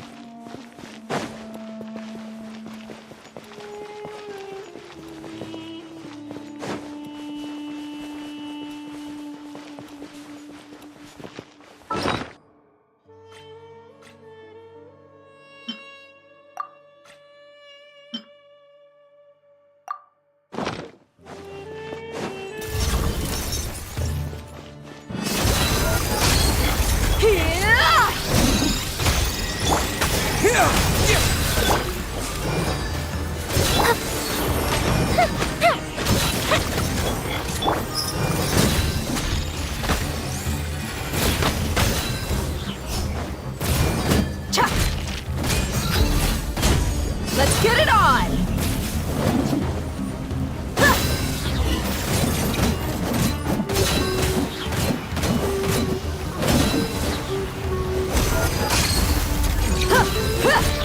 Terminate! Here comes the fireworks!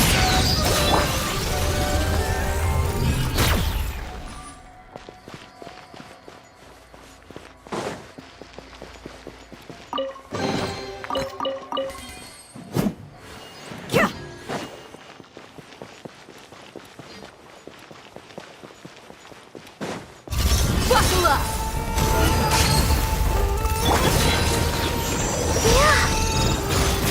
Go, Barbara!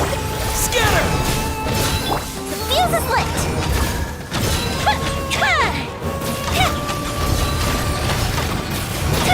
You asked for it!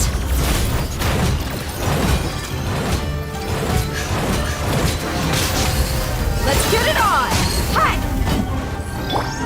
Propagate!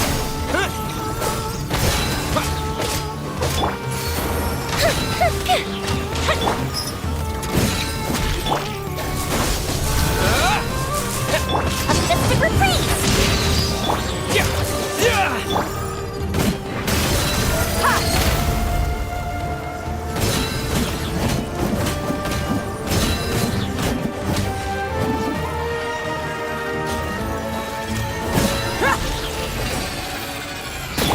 Let's dance.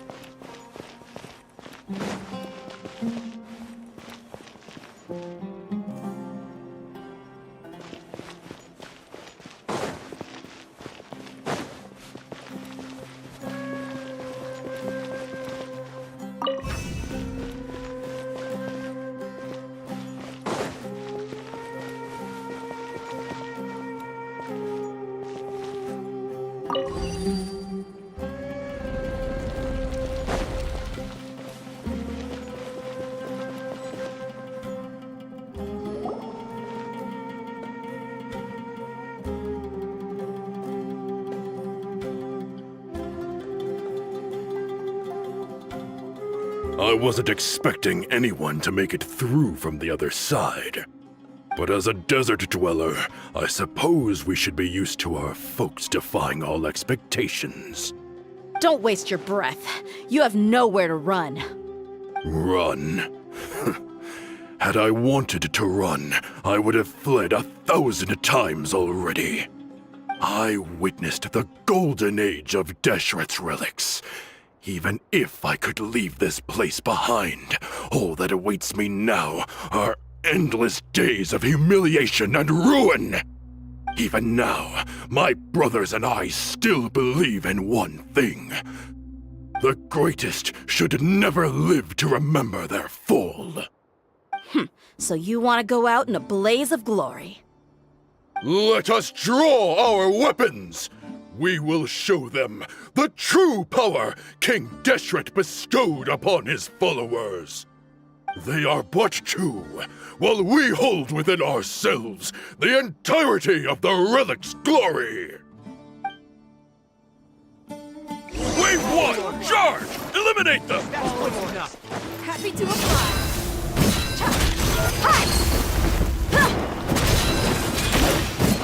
Spring forth! I'll take my leave. I'll be back. You're dead meat!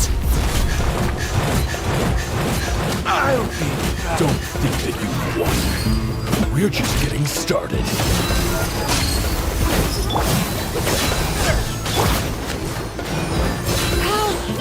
Fire hazard! Now you're testing my patience. Bishop down! Propagate!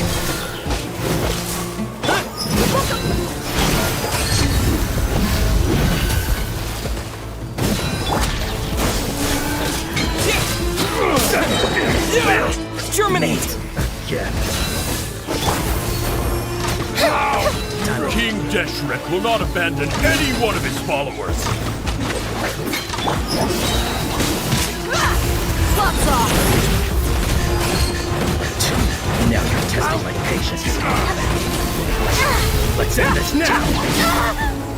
La la la la. I'm let the show begin. Scatter!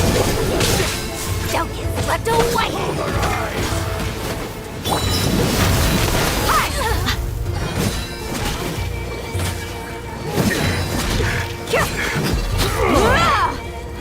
We'll meet again. Brothers! With me, this is where we prove our faith. You all just want to die? None of us plan to leave this place alive!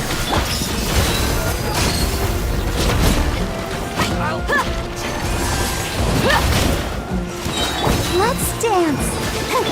You're dead meat!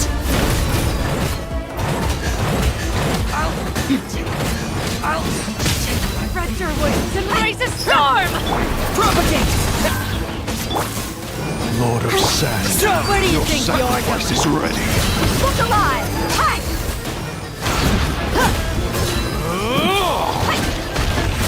No. Scatter! Goodbye. But we'll meet again. Time for a light show.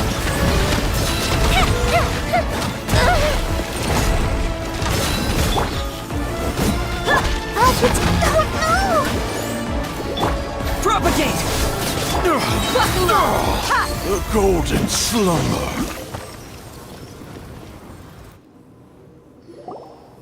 The commander has finally fallen.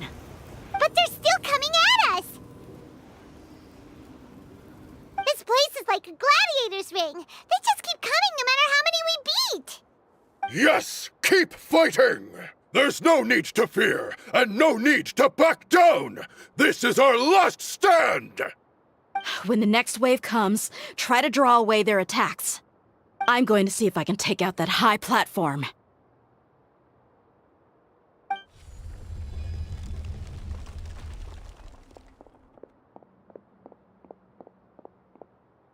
Get out of my way!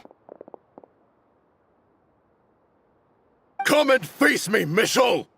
Ugh, so they've broken through the front as well. Apologies, Lord Michal. They fight like absolute madmen. No matter how much we throw at them, they just keep coming for more.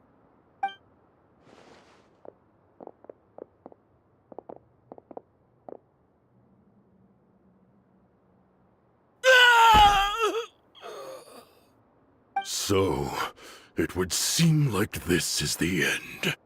Time to pay for everything you've done, Mitchell. You think I would give you that opportunity? I will be buried in the sand alongside all the rest of our fading glory.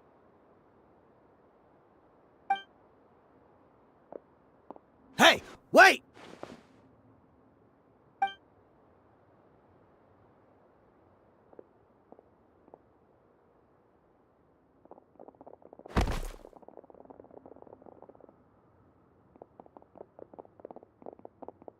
We were too late.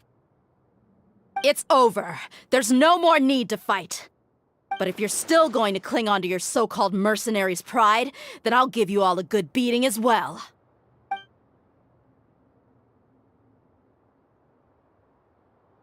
Hey, Dia! I found the mechanism. I'll get you all back up here right away. Let's go.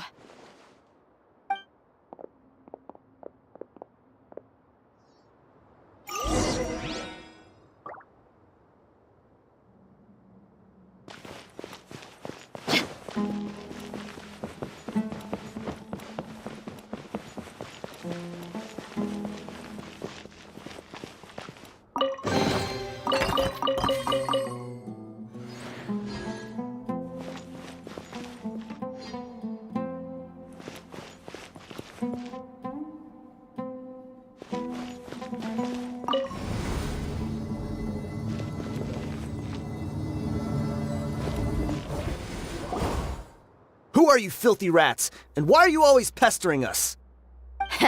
You call yourself a member of the infamous Deshret's relics and you still can't even tell who's made it all the way to your headquarters? Who knows what intent a bunch of rats may have? We try to catch a couple, and you all just show up on the other side instead. How are we supposed to figure out what you're after? Hey, have you ever heard of a man by the name of Kusela?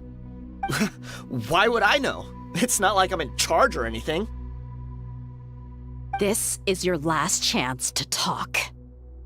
Hey, I said I don't know anything. I'm just an average member here. I'm telling the truth. If you're here to find someone, why don't you look through the records yourselves? Who can remember every name and face with so many people coming in and out every day? The irony.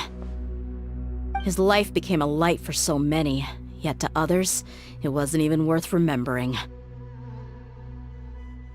Where's the records room? Answer me!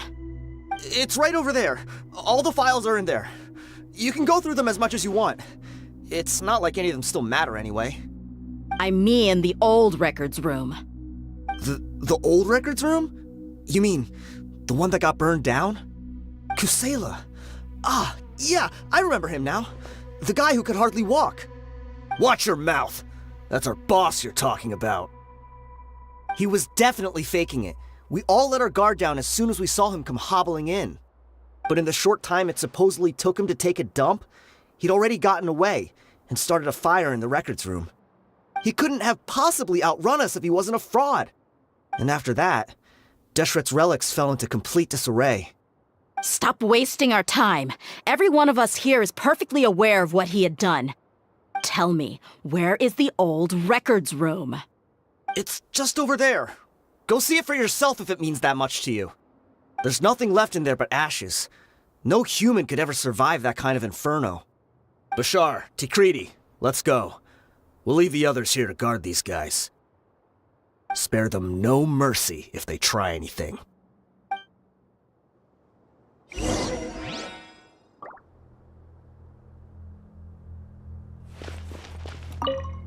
I've already told you everything I know. Can't you just leave me alone?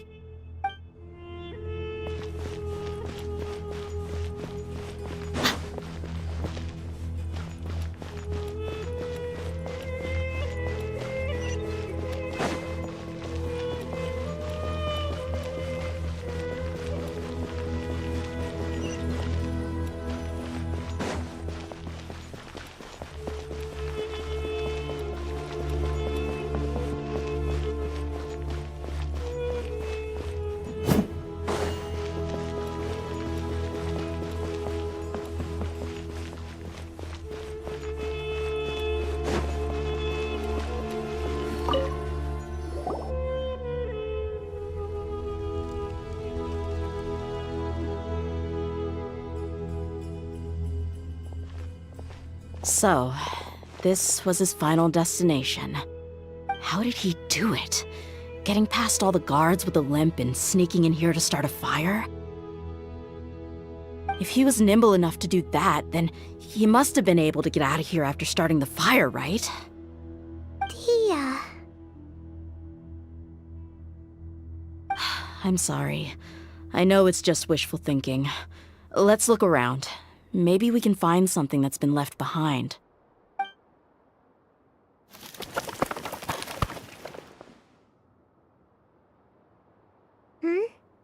Is this a cane? It must be the one that Dia's father used. Kusela. Thanks for everything, boss. We're fortunate to somehow find that cane after that fire. Let's split up and look around some more. What if something else has been left behind? But what else could survive a fire like that? Huh?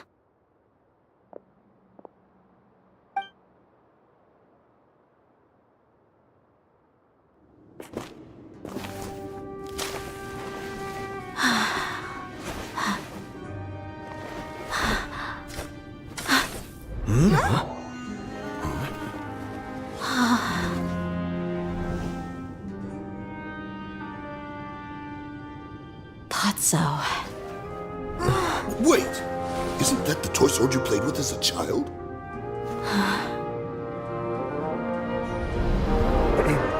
The dragon is no more, for Princess Dia has slain it.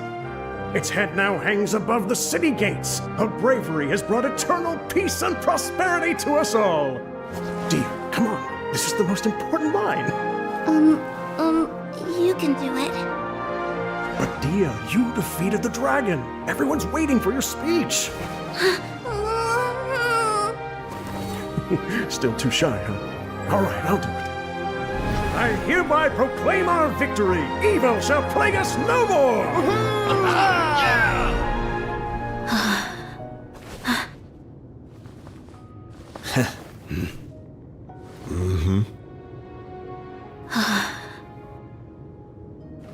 I hereby proclaim our victory. Evil shall plague us no more, Dad.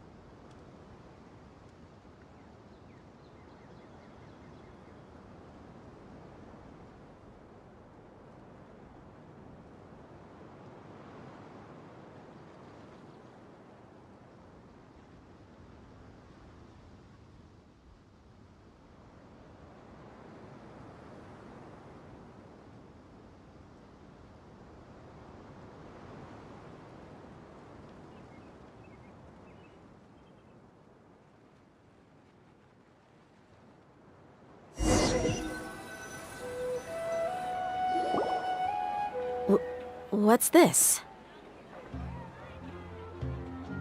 Don't you remember? You asked Paimon what she would do if she were to wake up tomorrow with loads of money. And Paimon said that she would get boatloads of tasty snacks. You looked super confused at the time, but said it was an adorable thing to say. These opportunities don't come by often. So today, Paimon's gonna treat you to a special crash course on Paimon's life philosophy.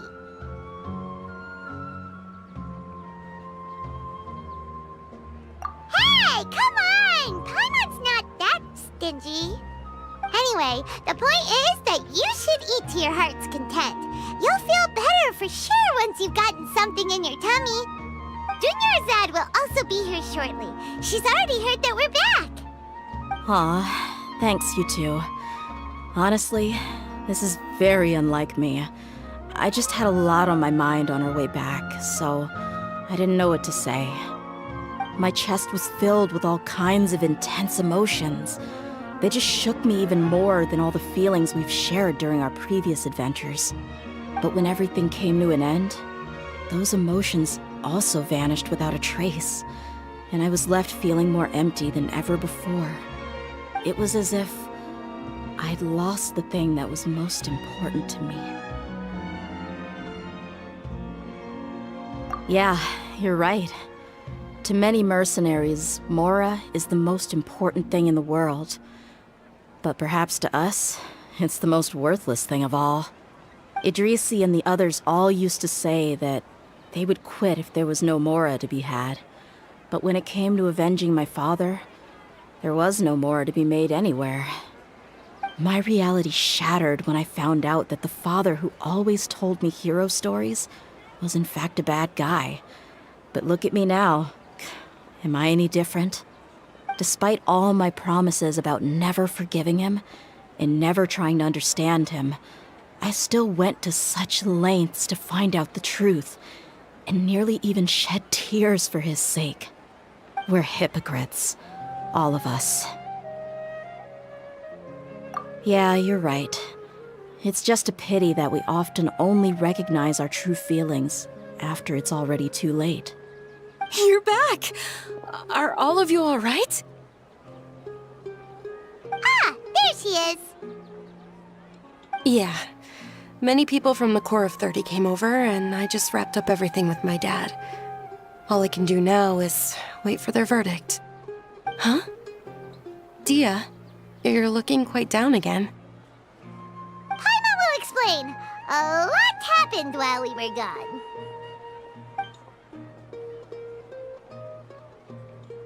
I'm sorry.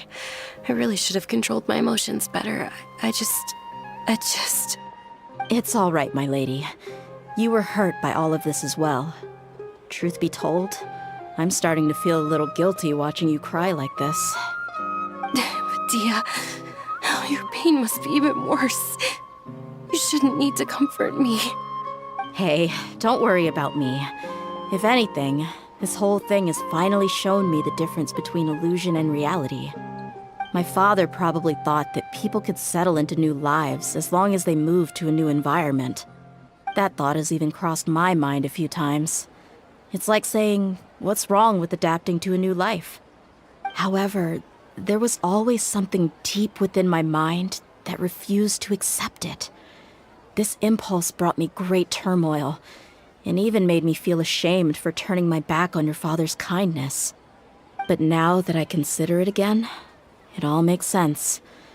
The desert sands are a part of who I am, and I will never be able to lead a peaceful existence. I understand how you feel. That doesn't mean I won't be making any changes to my life, though.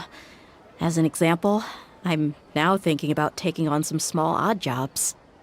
It's just like Idrisi said. I also want to catch up to my father and become a character in his play. Even if the ending of the story may be childish and ridiculous, it won't really matter. Isn't that neat, though? Oh, you'll be a whole new kind of mercenary, one that's not out for Mora. Why don't we go for a change of scenery once we finish eating? What about stopping by the Grand Bazaar again? Right. You said you wanted to get a rug for your family. We'll come along too. I can't thank you enough for taking care of me this entire time.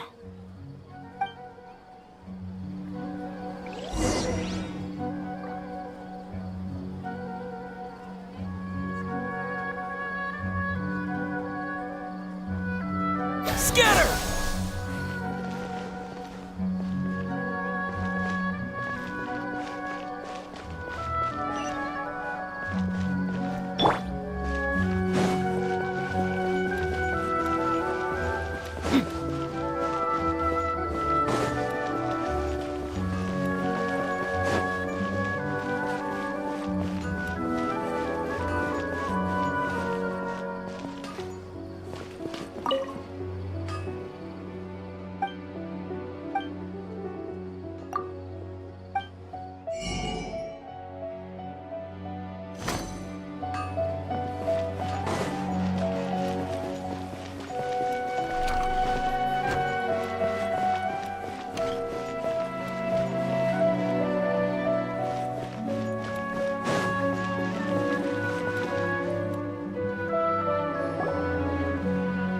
this rug here is quite something.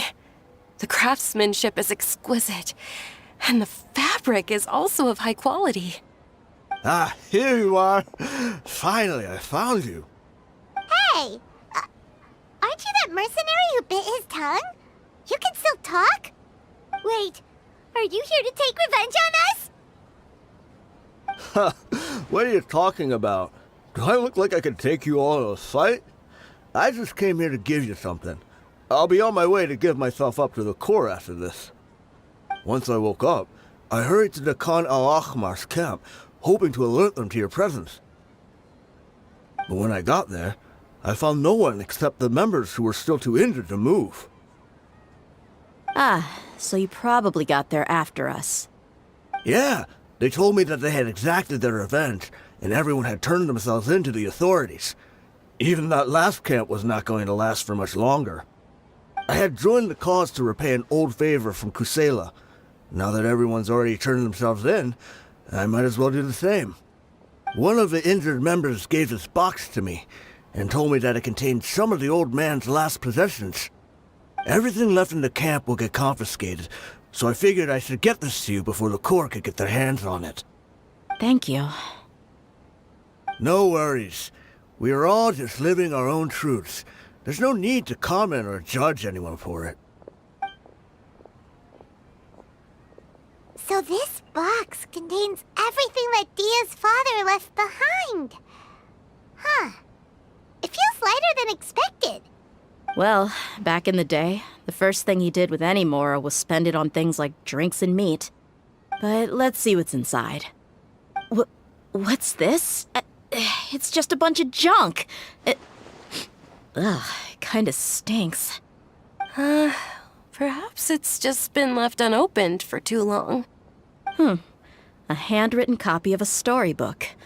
The paper's already yellowed, and it looks like it's about to fall apart. It was against the Academia's rules to possess books for personal use. If he was going to break that rule, he could have at least copied something useful. That probably means this was really important to him. Ah, and here are a few bags of children's snacks. The packaging's completely deteriorated. Maybe that's where the smell was coming from. Did he get those for you? Yeah, but here's the thing, though. Even when I was a child, I was never a fan of these kinds of snacks. He'd always say that he got them for me, but in the end, he always ate more than I ever did. Who even leaves snacks in a box like this anyway? Isn't that just common sense? Forget it. Let me see what else is in here. A razor, some buttons, some round iron tiles, a wooden toy puppet, a wool scarf, which from the looks of it probably belonged to a woman, and a hair clip? Why are these things here? I'm suddenly feeling a little scared. I'm sorry, my lady, but this is just the kind of man he was. He probably saw this box as some kind of personal trash heap and dumped any and everything in there. 2 empty liquor bottles. Tell me, you guys, are these the kinds of things that a normal person would leave behind? Huh? There's something in the bottle! Oh, you're right. All right, I got it out. It seems to be a piece of paper with some writing on it. The bottom part's all damaged from moisture, though. Let's hope the writing didn't smudge. I was suddenly seized with an urge to write a letter after finishing this bottle. I just folded it up and left it in the bottle, though. If I end up forgetting about it, it won't really matter. To Dia. It's a letter for me? It's all right. I'll just read it out. If he went to the trouble of writing a letter, there must have been some important things that he wanted to say. Or at least record down. My condition's becoming worse and worse. Can't even walk without a cane anymore, much less go out and have fun. Guess I don't have many days left. If you're reading this letter, then I suppose I'm already long gone. You were adorable as a baby. Everyone loved you. And regardless of whether you were crying or laughing, everyone enjoyed having you in the group. But once you grew a bit older, you were no longer nearly as happy or cute. It's probably the guy's fault. Can you believe this guy? He can point the finger at himself. Anyway, back to the point.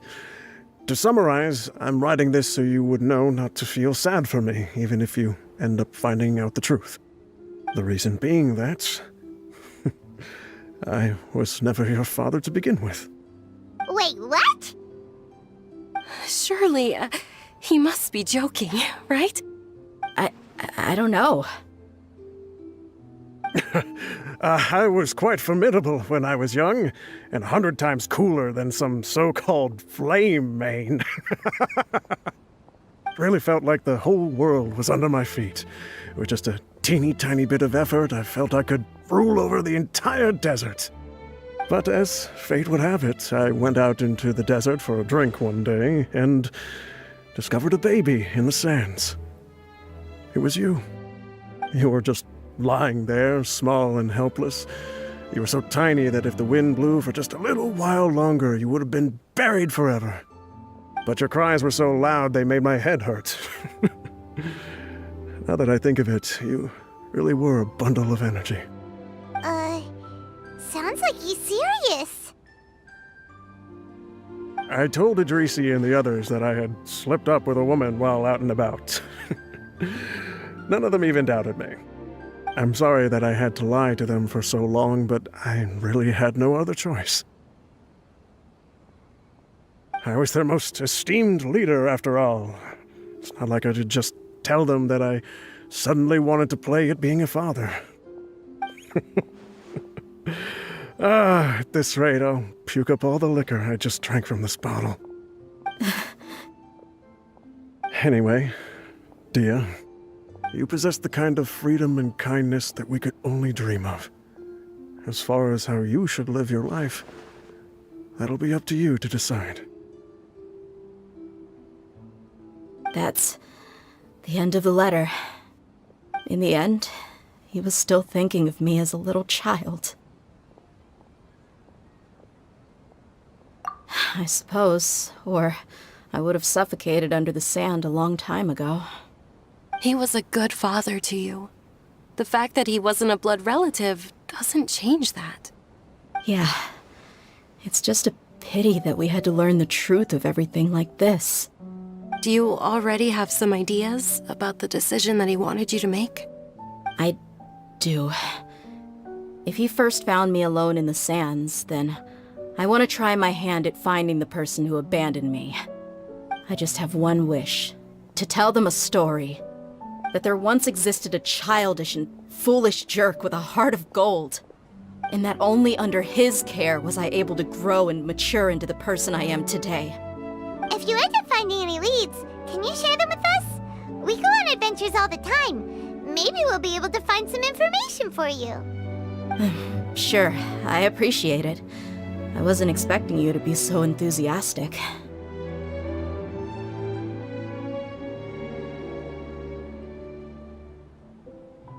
I'll help too. Thank you. All of you. Thank you so much. My life has certainly had its twists and turns, but I've always considered myself lucky. Because no matter where I've gone, I've always been surrounded by incredible kindness.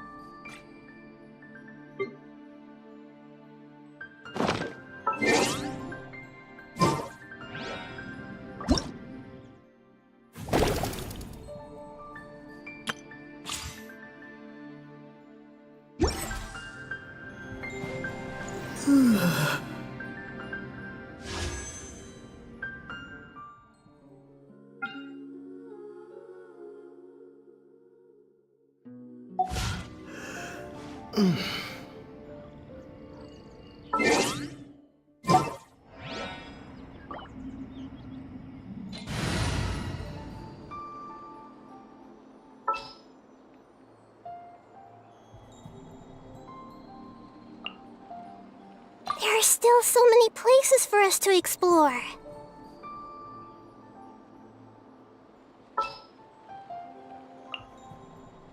Stay close and you will live.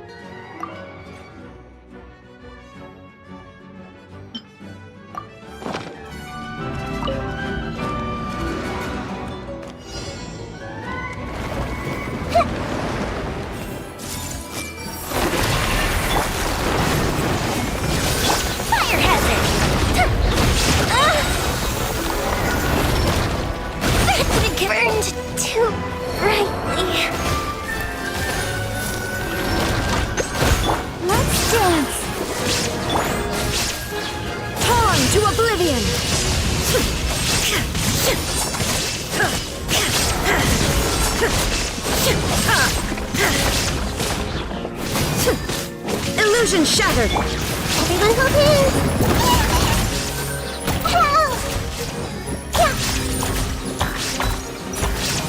This may hurt a little. Time for a light show!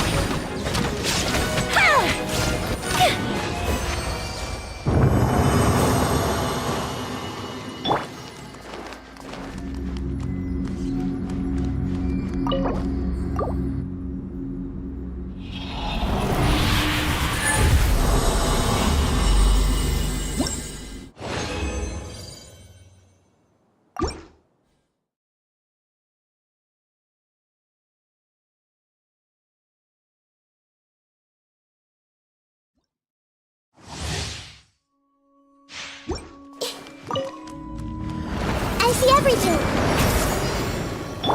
Now you shall perish!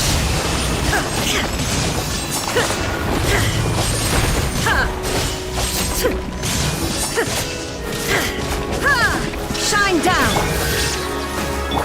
Go the ship down! Hey! Make yourselves at home! There is no escape!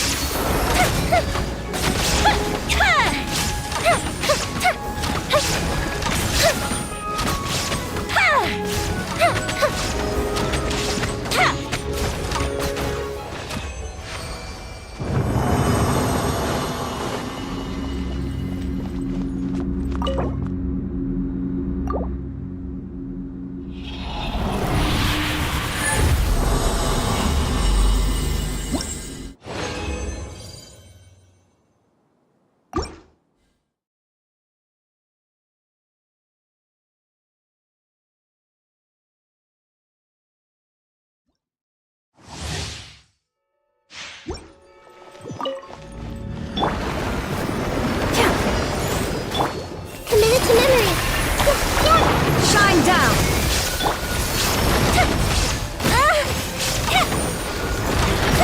That didn't count! Everyone hold hands! The Temple of Wisdom!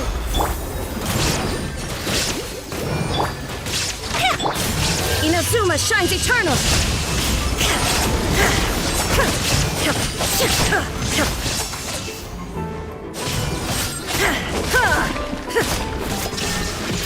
Here come the fireworks! The fuses! That didn't count!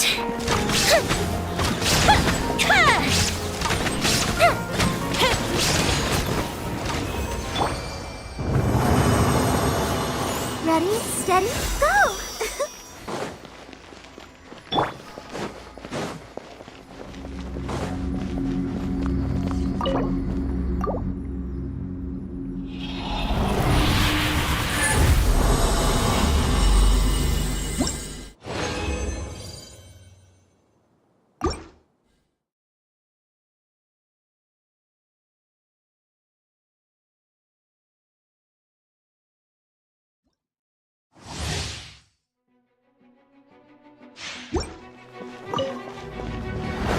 Illusion shattered! I see everything! Make yourselves at home! Now you shall perish!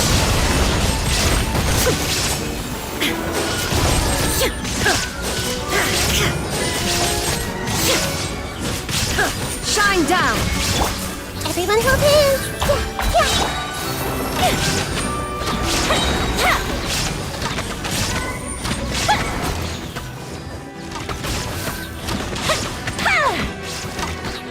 A festive reprise! Grow, grow, grow!